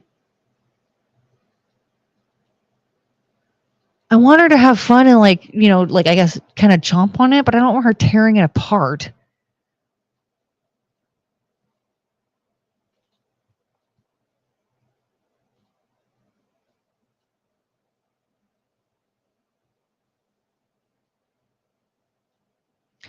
Take off the other eyeball and let her go at it. I have to sew it shut first so that she doesn't take a. Oh, no, she thinks she's in trouble. I love you. I don't want you to get hurt. Here, just chew. Like, look how.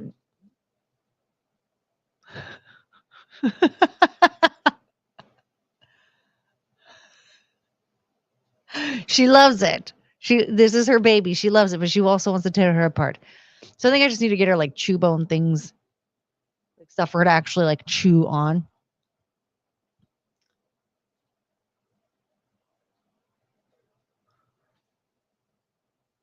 That's the point, to let her choke. I don't want her to choke. She's my baby. Poor angel. Oh, she's wanting to be a little baby dog.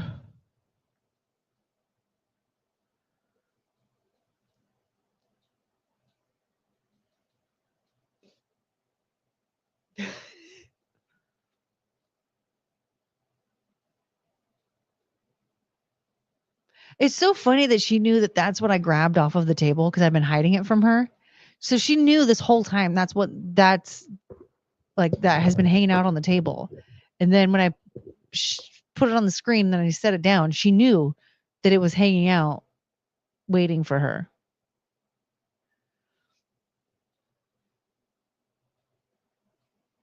It's a cute anglerfish. She said it couldn't be done. I know. Look at this one.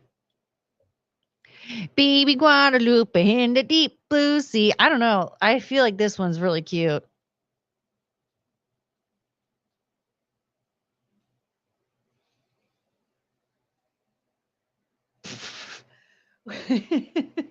You're so sweet. I just love you.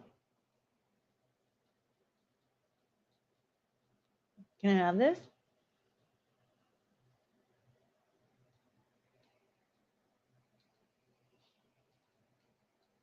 Jeez. All right.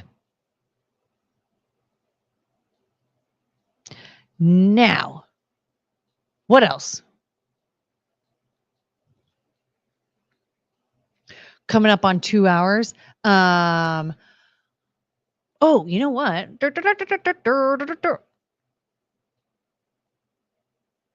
I wasn't really sure how tonight was going to go. I never am. Baby Guadalupe in the deep blue sea. Oh, good. It's right here. People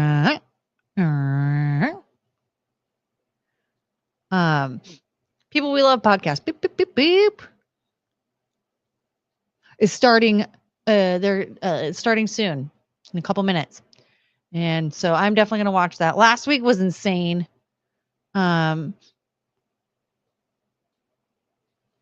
Let's see here.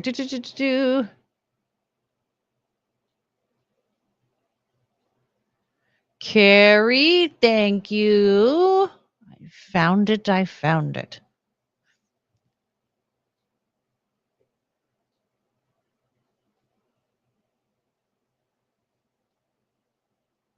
Oakland County Sheriff gives update on well-being of kids abandoned by Pontiac mom.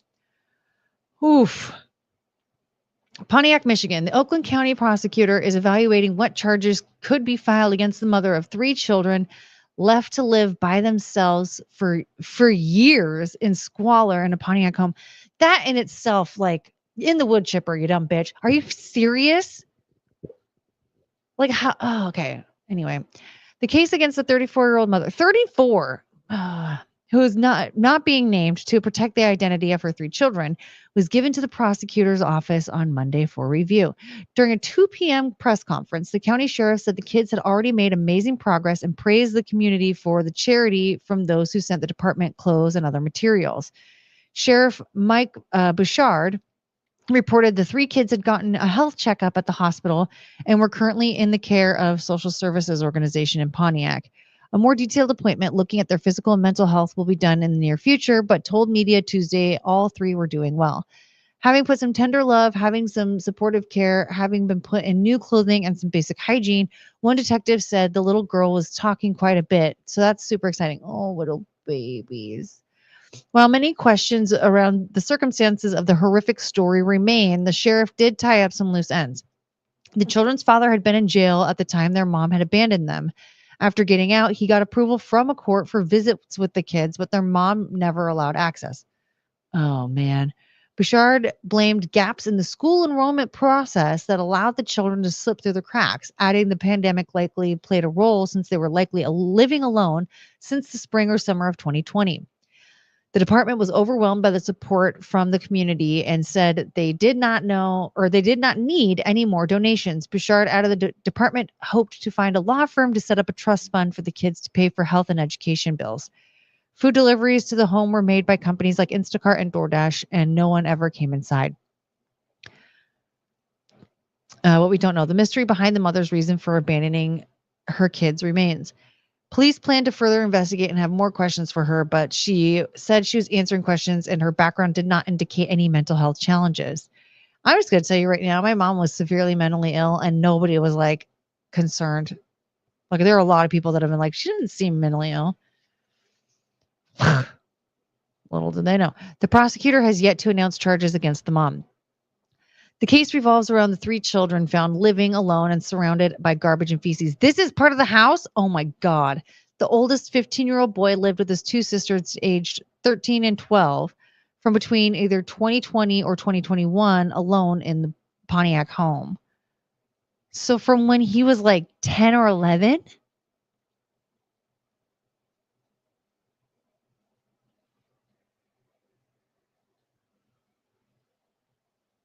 very cute.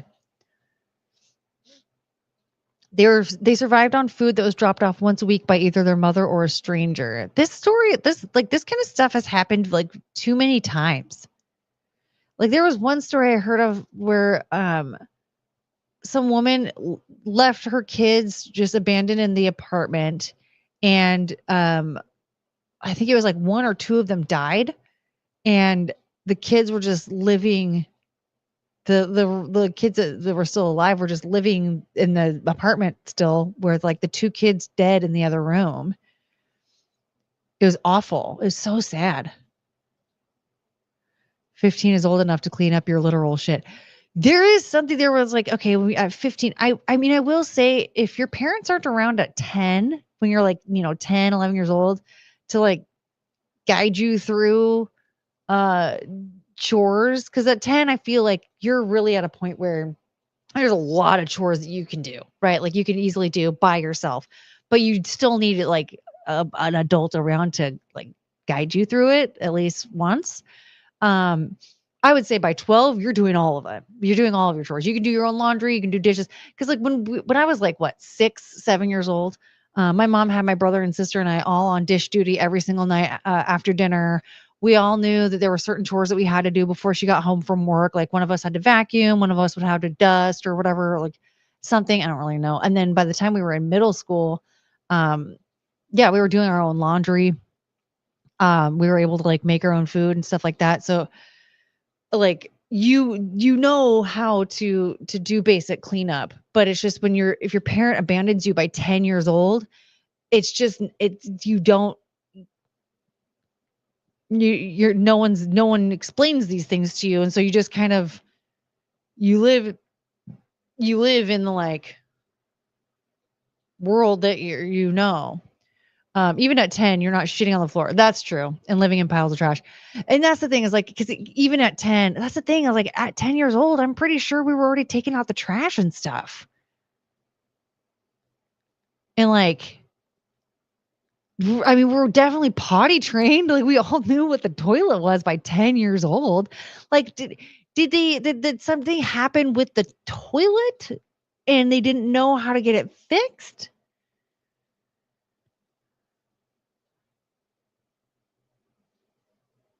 Like what? I just don't understand how bad it gets. Now, here's the thing. Also, Russell, please understand something. If you ever have you ever watched Hoarders? I ask this because I was not like friends with this person. I knew her very, very casually. Okay. I worked at retail. She shopped at the store that I worked at. But I knew the poop hoarder. That's right. The poop hoarder. Yeah. She lived with her mother. They both I think had medical issues. They both stink like shit. And I thought that was a medical issue. I was like, oh my God, you must have this like terrible medical issue that makes them stink really bad. But it turns out it's because they were they were hoarding poop. Not again.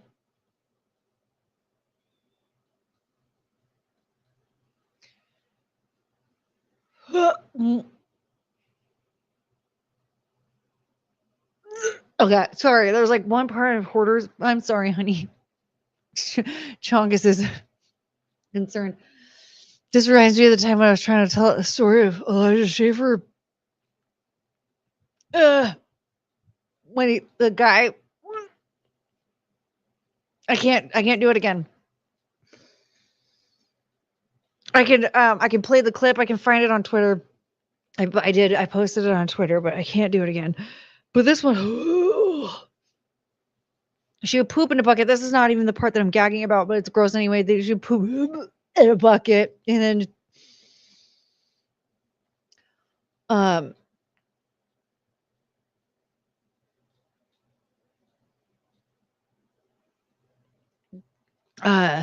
okay. She would poop in a bucket and then just leave it there in the house and then dump it in the yard like once a week. But the part that like really gets me is that there's fecal matter everywhere. Why do I do this to myself? There's fecal matter everywhere all around the house. And they were telling her, like, okay, tomorrow we're getting rid of all the food because it's covered in fecal matter.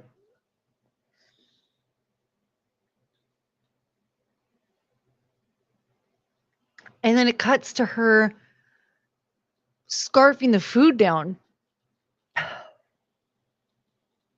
And they're like, what are you doing? What are you doing? And she was like, she said something like, I don't want to let a good thing go. Or like, she said something about like being addicted to it. And she was like, I just want one last hit before it's gone.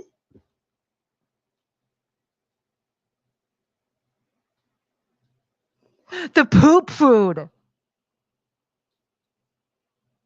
The poop food. So here's the thing. This is what we're going to do. I need to find that episode. I think it was okay. It was either season 5, episode 6, or season 6, episode 5, something along those lines. But we're gonna have to do a watch along in the Discord, I think. So you guys like you can get a good idea of what I'm talking about. But she was insisting. I think I desensitized myself finally. She was insisting. No. Oh. She was insisting on eating the poop covered food. Not quite.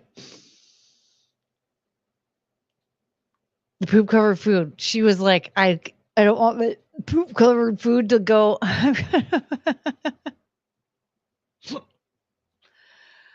Anyway, so I'm saying this because these women were grown adults. And unfortunately, by the time that episode was filmed and everything, her mother passed away, which is really sad. But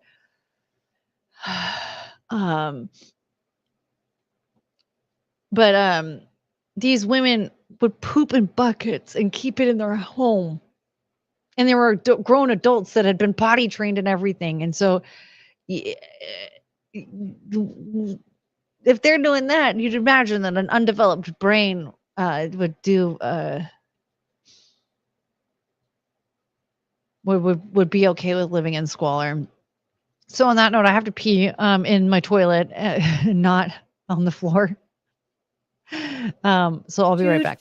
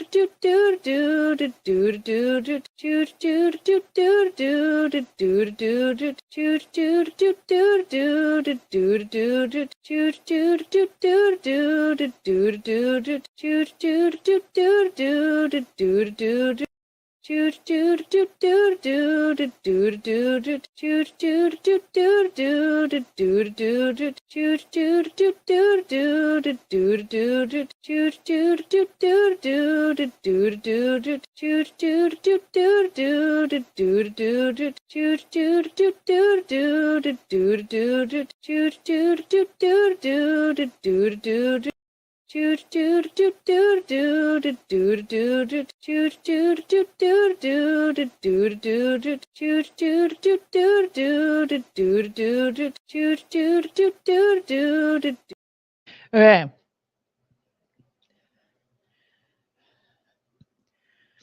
And in this clip, she's holding a glass of water. Actually, that was sparkling wine. I was fucking hammered that night. I think that was the last time I drank. I think. Was it? Maybe not.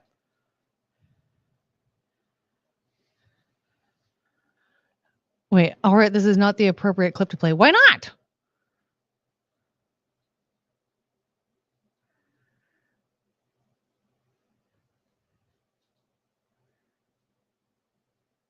Hi, Chunga Choo Choo. We couldn't think of another clip to load. What clip did you want me to play? Wait, dog, how do I get you?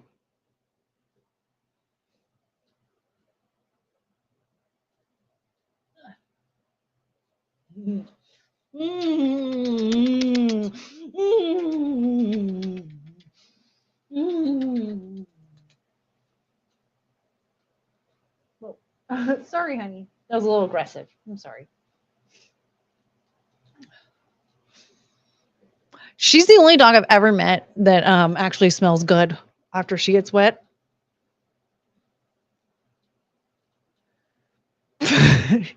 Don't you chew that eyeball off, ma'am.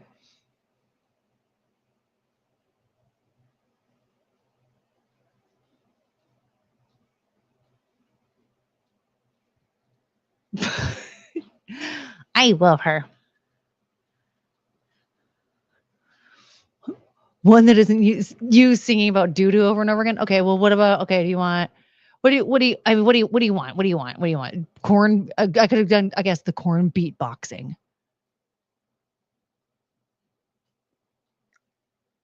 You have fluff on your mouth. Ma'am, I don't want you eating the fluff. I need to sew this shut so bad. That's why I can't give it to you yet. I don't want you eating the fluff. She entertains you. I know, like, this is free entertainment. Free entertainment. Just a 20-pound loaf of bread with a snoot. You don't have any non-Dookie related clips? I just said corn beatboxing. Well, who is this guy?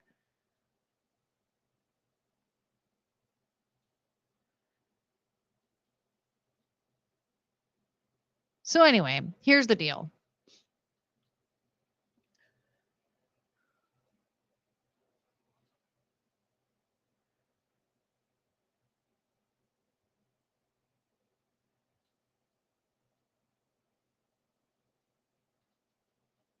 How do you teach your dog to levitate like that? It's easy.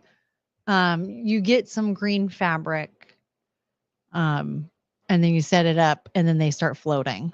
It's really crazy how it works like that. I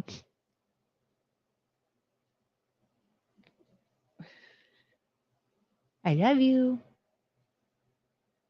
Okay. Okay, here.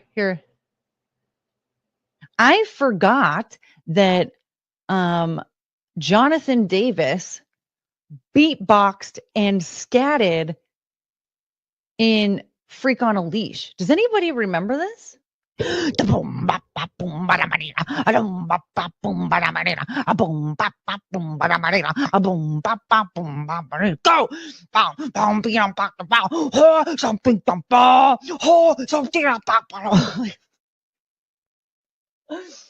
That guy became a millionaire from that, by the way. Here I am doing that for free, and homie was getting millions of dollars to do that on stage every night.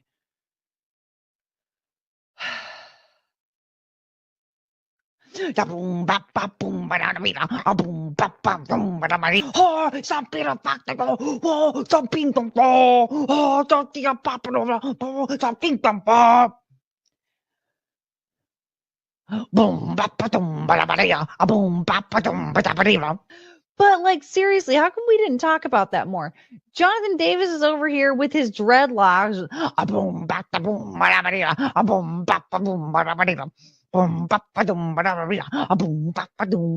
Go!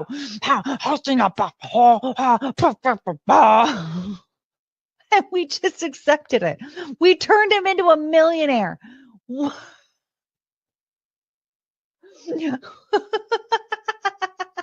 What? We did that. We were like, this is perfect. Thank you, Jonathan Davis. I mean, for crying out loud, nowadays he would have been protested and harassed, I think, for the cultural appropriation. Corn Prodigy mashup, please. Go!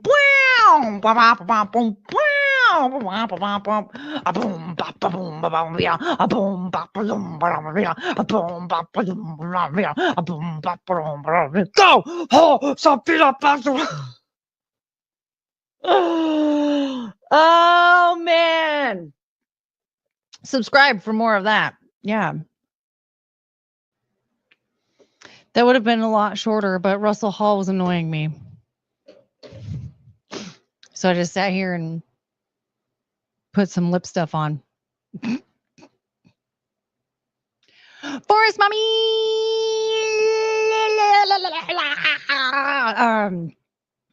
Oh, Forest Mommy. We just had a wild ride. We were talking about Typhoid Mary and P. Diddy, and the poop hoarder from Hoarders. I knew her. I did. I once knew her. Yep.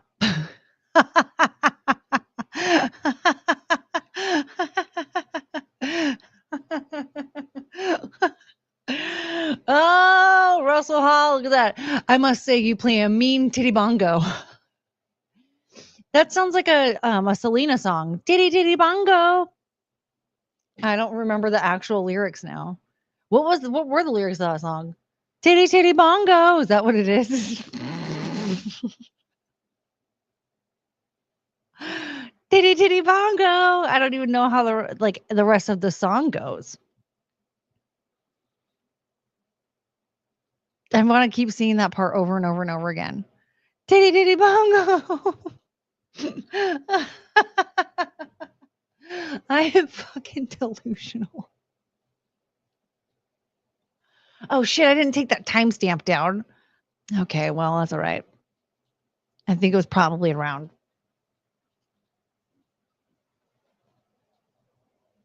What's today? I don't know. Let's see if I can get that the gagging part clipped.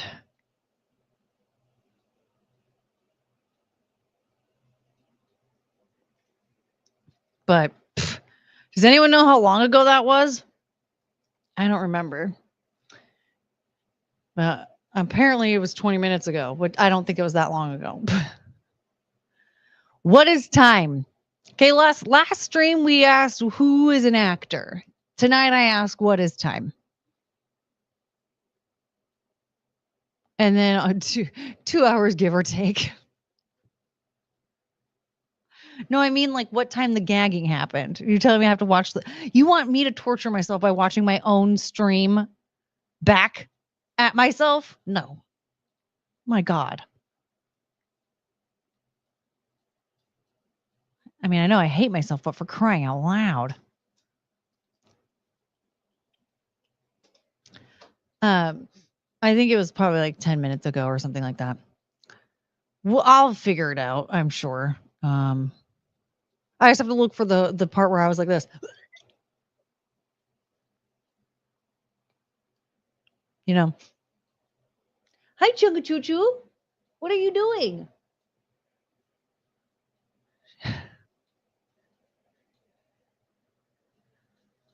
What's this? You can get your baby? Go get your baby. No. When I picked her up, she dropped her baby. Is that your baby? She eats her baby. She eat the baby. It's a social construct. Yes. What even is time even at all? And who is an actor? All right, Russell Hall, what's going on now? You need to somehow train to suppress your gag reflex. I don't know, man. The thing is that we're talking about Elijah Schaefer smelling the cum on that guy's mouth, and then that lady who like insisted on eating her poop covered food. It's like very gross.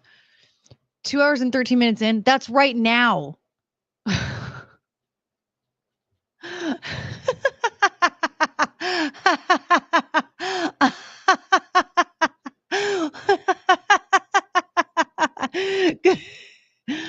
Good investigative work. But I don't think you did it.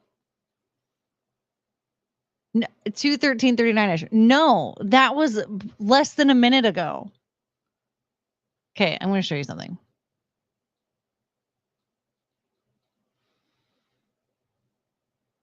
Hold on. I can't really see a lot, but okay.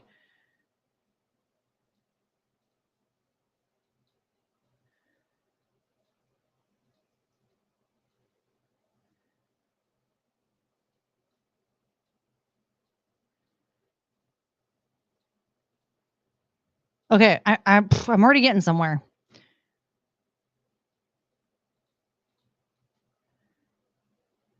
I'm sniping myself. So this is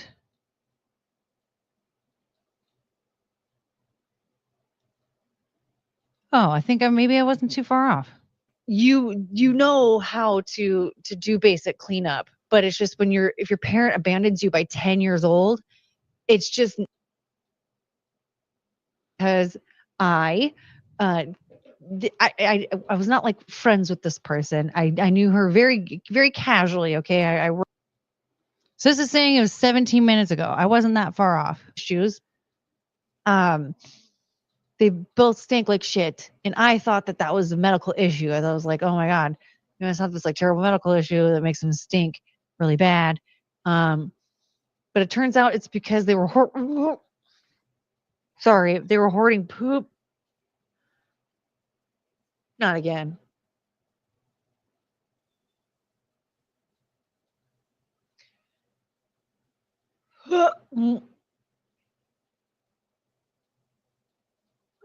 Okay, sorry. There was like, and there we have it. McGuinevere, if you love live chat so much, you would know that you have to physically change it from top chat to live chat. Do you have like some special thing that you do to like permanently change it to live chat? Because I'm not gonna go through and change it to live chat just to go find a timestamp. I'm not looking at the chat, so I don't care.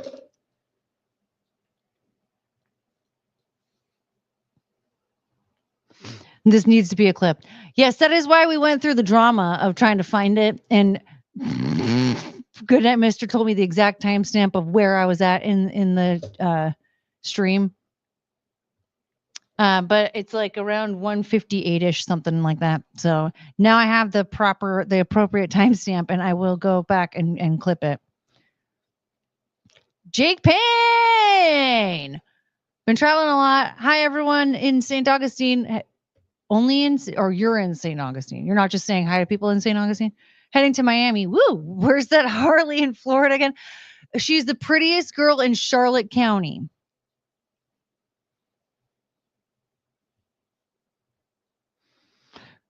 One hour, 59 minutes. Perfect. Everybody here now has this timestamp. So if you can clip it first if I don't get to it.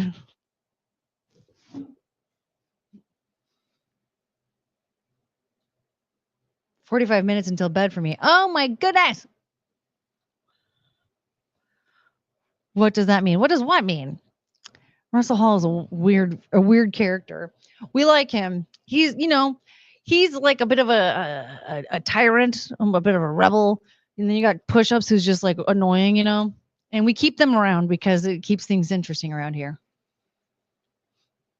But like, we only have enough room for like maybe one or two of them, We don't collect a lot of their archetypes. Just just Russell and just Push-Ups. Anyway, what am I saying? Typhoid Mary was kidnapped by the government and left on Rikers Island. They tried to cut her body open and she wouldn't let them. K-Max, the $10. Did you ever see the Jackass movie? I don't think so. Some of the pranks made me gag.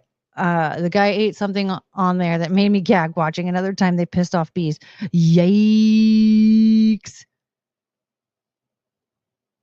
Hated it. Yeah, I don't think I watched the Jackass movie.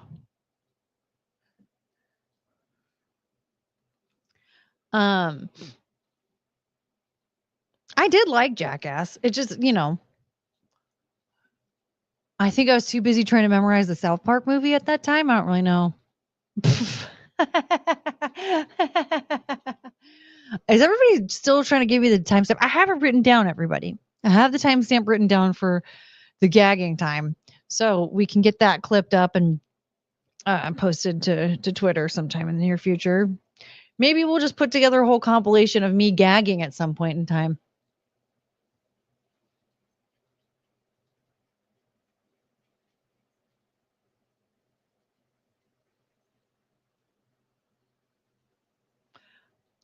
If you don't know, I have psoriasis and I look like a fucking leper and everything makes me itch.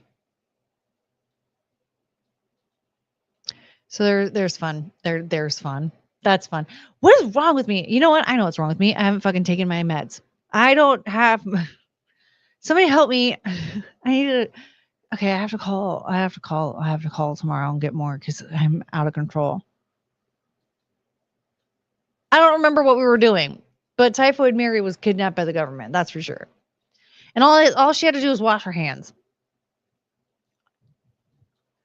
And P. Diddy's defense lawyer is not. He can handle the case. He's just afraid of getting caught by the FBI because he was colluding with the prosecution.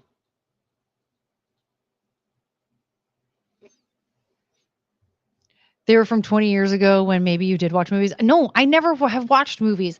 Well, I mean, like I guess I kind of have, but I don't. Movies weren't my top priority. As you can see, attention really isn't like my forte. So like paying money for a movie was just like a complete fucking waste. But there was a brief period of time where we didn't have cable. I don't know how brief it was. And we would watch shit on repeat because that's also an ADHD move. And so I memorized The Birdcage and Eddie Murphy Raw. And then the South Park movie.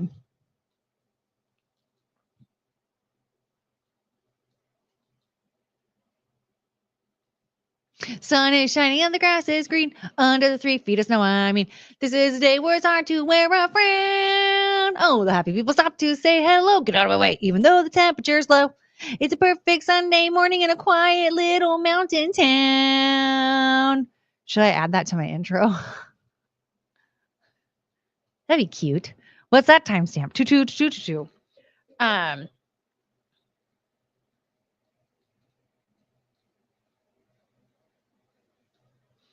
Okay, now. But yeah, watching movies like please don't. Shut up. Courtney, are you faking that you're having real gag reflexes every time you talk about Duke? No. Did you listen to the fucking story I told about the poop hoarder? She ate poop. Huh.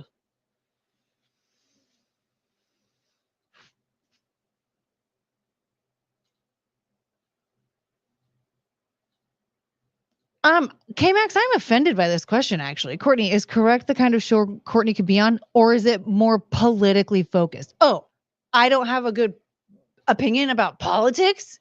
Oh, am I just dumb and don't pay attention to what's going on around me? I'm just a dumbhead with dogs? Wow.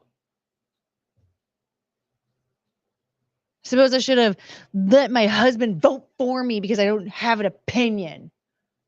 Because I'm a woman. Yeah, I really need to take my meds.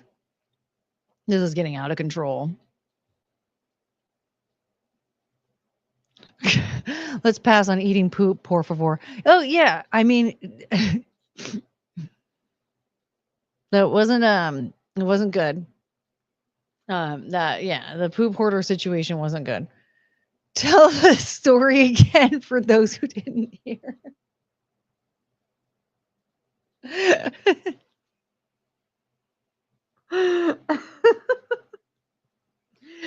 Why is this so funny to me? You paid money to ask that. I can't tell that story again. My body hurts. A real dumbhead with shitty friends. A real dumbhead with a lack of vocabulary because I'm a dumbhead. You know politics too. Here's the thing. Depending on the political topic, I can get very passionate. I'll have a lot to say about it. I need to close out some of these tabs. Whoa. So you guys, I just want a little recap here. I want to let you know something. We started off by talking about smoke alarm batteries chirping and and that morphed into a story about children that were put in some serious danger in a house fire. And that led to a story about the poop hoarder. Also, I do love, actually, I noticed something. What was it that was it the fires again? No. What were we talking about before? Plane crashing. We were talking about the planes crashing, and that led to us talking about smoke alarms chirping. And then we just spent like an hour watching videos of smoke alarms chirping in the background of videos of Black people talking. And now tonight, this one was a little bit more fitting. Well, wait, yeah, because what did we first start talking about?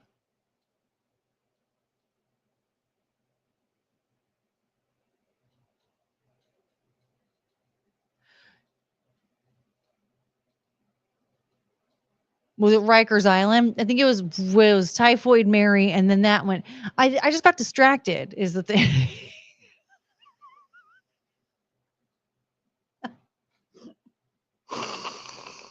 No, LA Fire Murder. No. Because here's the thing: is that like we were already like shifting gears. We were already shifting gears. I was like, oh, hold on, whatever, something, and then I just saw a thing on Twitter. I was like, oh my god, no, I need to show you guys this really bad, and it was like smoke alarm battery. Oh, Jake Payne just got done working, came to watch Courtney. Courtney, my long ass day. Let's say some funny shit, but not actual shit. I don't know. It's been 2.5 hours. And in fact, I was about to wrap it up and go tune on into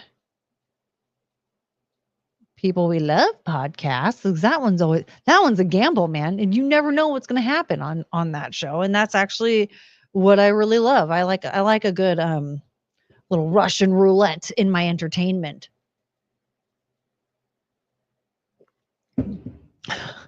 We talked about your dogs mostly. Yes, there was, I mean, Penelope had to be put into a baby carrier. Chongus tried to eat baby Guadalupe. Look at that. Look at that. The chipped nails. And then also a missing eyeball. My violent, destructive dog here. Hi. Cricket was having dreams. You guys, we went on a really long walk today because I felt bad because I wasn't walking them consistently for a bit. So we went on a nice long walk, and man, we got back into the house. Chungus passed out and had some of the wildest dreams I've ever seen her have. She was, oh man, it was very satisfying to see my little baby. She got lots of exercise today. And she dodged Winston, the evil cat. Good girl. Yeah. Oh. Stream snipe. Let's see. Is anything crazy? I highly doubt Tony is there calling Derek Chauvin again. I'm not going to lie. I don't think I'll ever forget that moment ever in my life. If you missed it, that fucking sucks for you. But for me,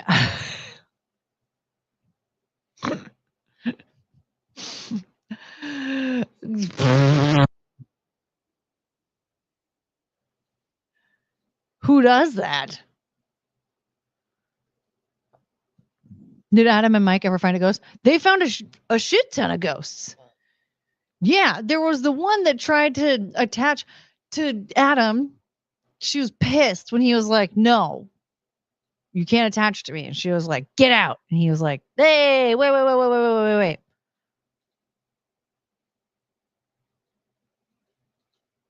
That got really scary. I just got distracted because my dog is licking my hand and she's very, very cute. But yeah, no, they found it. There was Ida, and then Ida was talking about Emily and Nick. There were more. I don't really know. I don't know because I wasn't I was hanging out with you guys trying to get my apps restored on my phone because if you weren't here Friday night, Cricket is my dog and she learned how to use my phone and she deleted 3 apps off of my phone. Now at this point in the stream though, I only knew of one that was deleted. And so then when I was told how to restore it, I found 2 others that were missing. So thanks to the chat, specifically Paul, we got the apps restored on my phone. And also I did call for a ban on red velvet flavored anything and also sweet potatoes.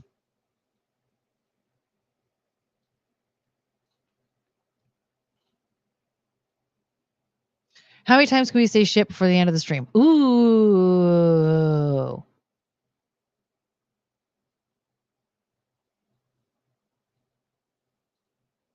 All right, everybody, just do it. Shit, shit, shit, shit, shit, shit, shit, shit, shit, shit, shit, shit, shit, shit, shit, shit. I've gotten out after that. Yeah, I was like, dude, they need to leave because that's some like crazy shit, right? That was just scary. But I mean, you know, Adam knows what he's doing. That wasn't his first time ghost hunting, and so he knew like how to make it clear like you can't attach to me, da da da da, and all this stuff. And then like he was able to do like a cleanse and all that stuff. So he didn't. He's still alive. They're all still alive.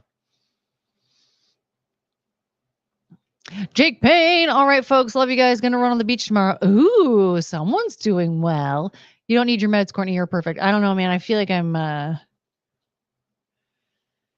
very different from when I have meds.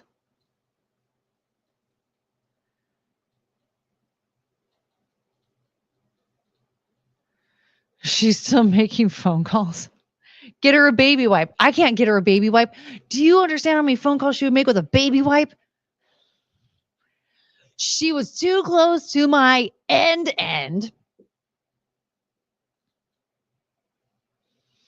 Do you need sleep meds to get sleep? I have yet to get a sleep med that actually doesn't make me feel like absolute garbage. So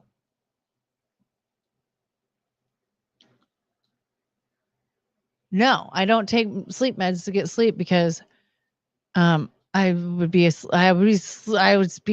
right now. What?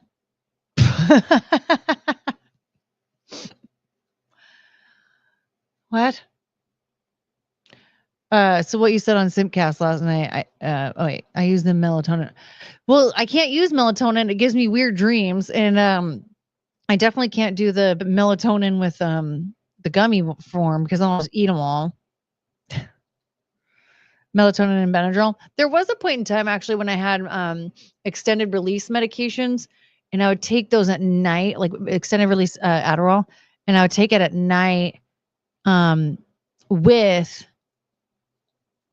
it's not Benadryl. It's it's like the same thing, diphenhydramine. That the thing is that like that I can't do that long term. Like I can only do that sometimes.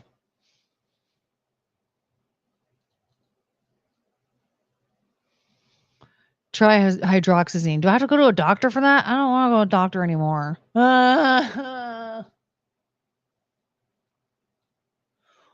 What if what if I just I no longer ever have to work a job ever again, and then I just go to sleep when I'm tired, and then I just wake up when I'm not tired, and call it good.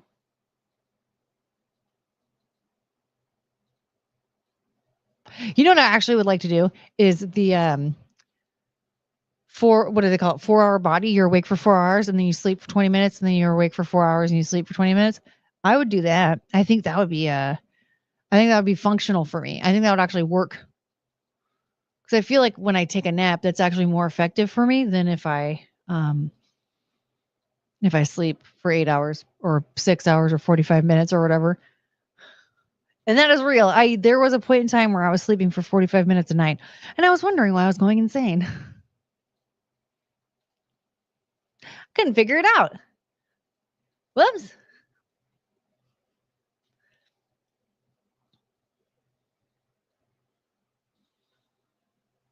I love you.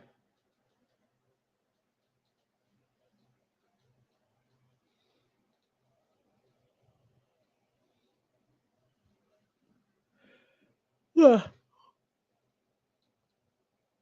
that's just such a cute dog. I can't get over how cute my dog is. You know what I mean? Man. Chugga, chugga, chugga, chugga, chugga, chugga, chugga, chugga, choo choo. She's using her little baby as a pillow. Trazodone? Trazodone. No, I took trazodone when I had my wisdom teeth pulled. Oh God. It was trazodone. Yeah. My God, I felt like I was asleep for like a week and a half. Ugh. I once had a dream the hamburger was eating me. You had too much melatonin. Courtney, how many milligrams were they? 5 or 10 or 12? I don't know. I ate like half the bottle. It was way more than 5 milligrams, that's for sure.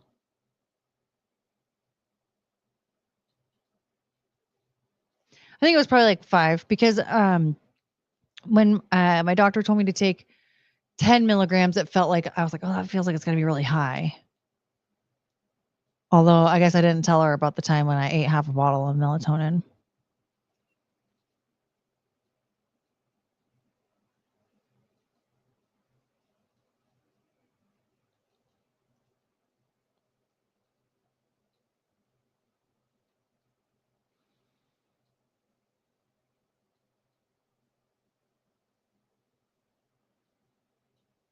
There's a very light sleep aid I use for scout campouts. I think it's ZQL, but I would get the store brand.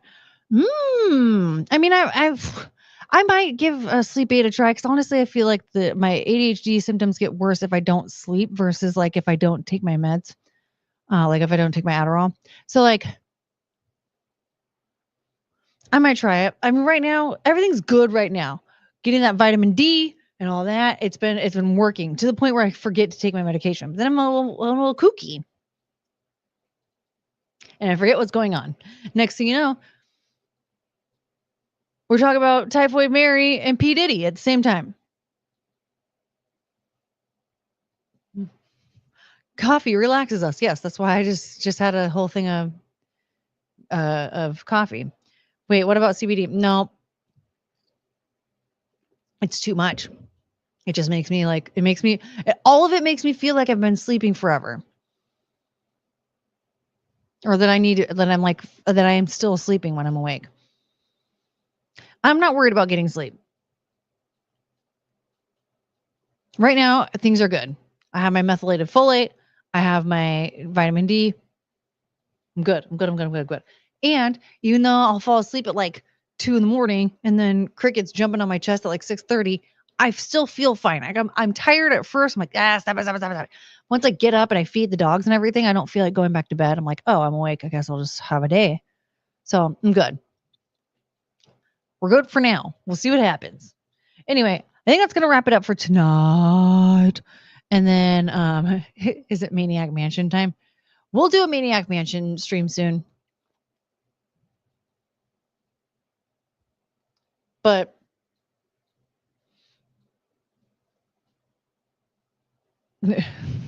who's giving you the vitamin D? It's synthetic, okay?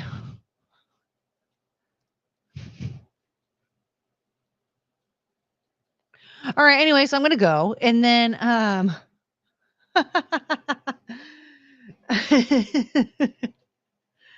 I'll see you guys soon, okay? Probably on I think Wednesday. I think Wednesday's the day, all right?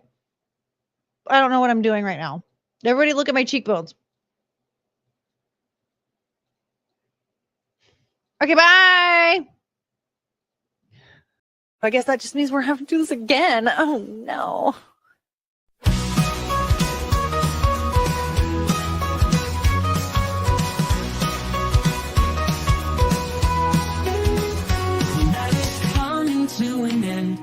Stars are fading, lights descend. Thank you for this time we've spent.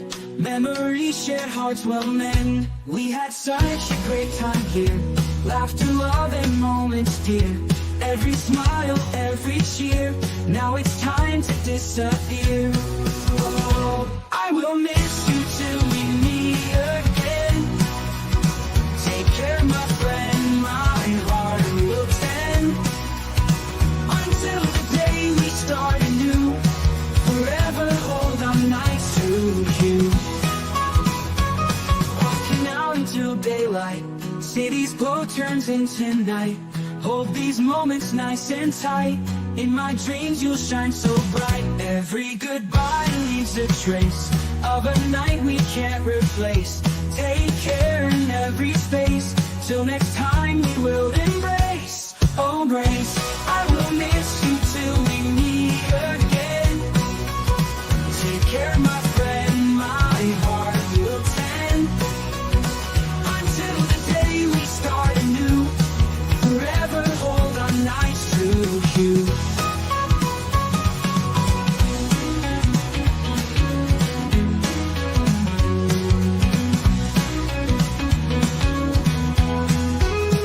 Holy goodbye leaves a trace of a night we can't replace. Take care in every space. Till next time we will embrace. Oh, I will miss you till we meet again.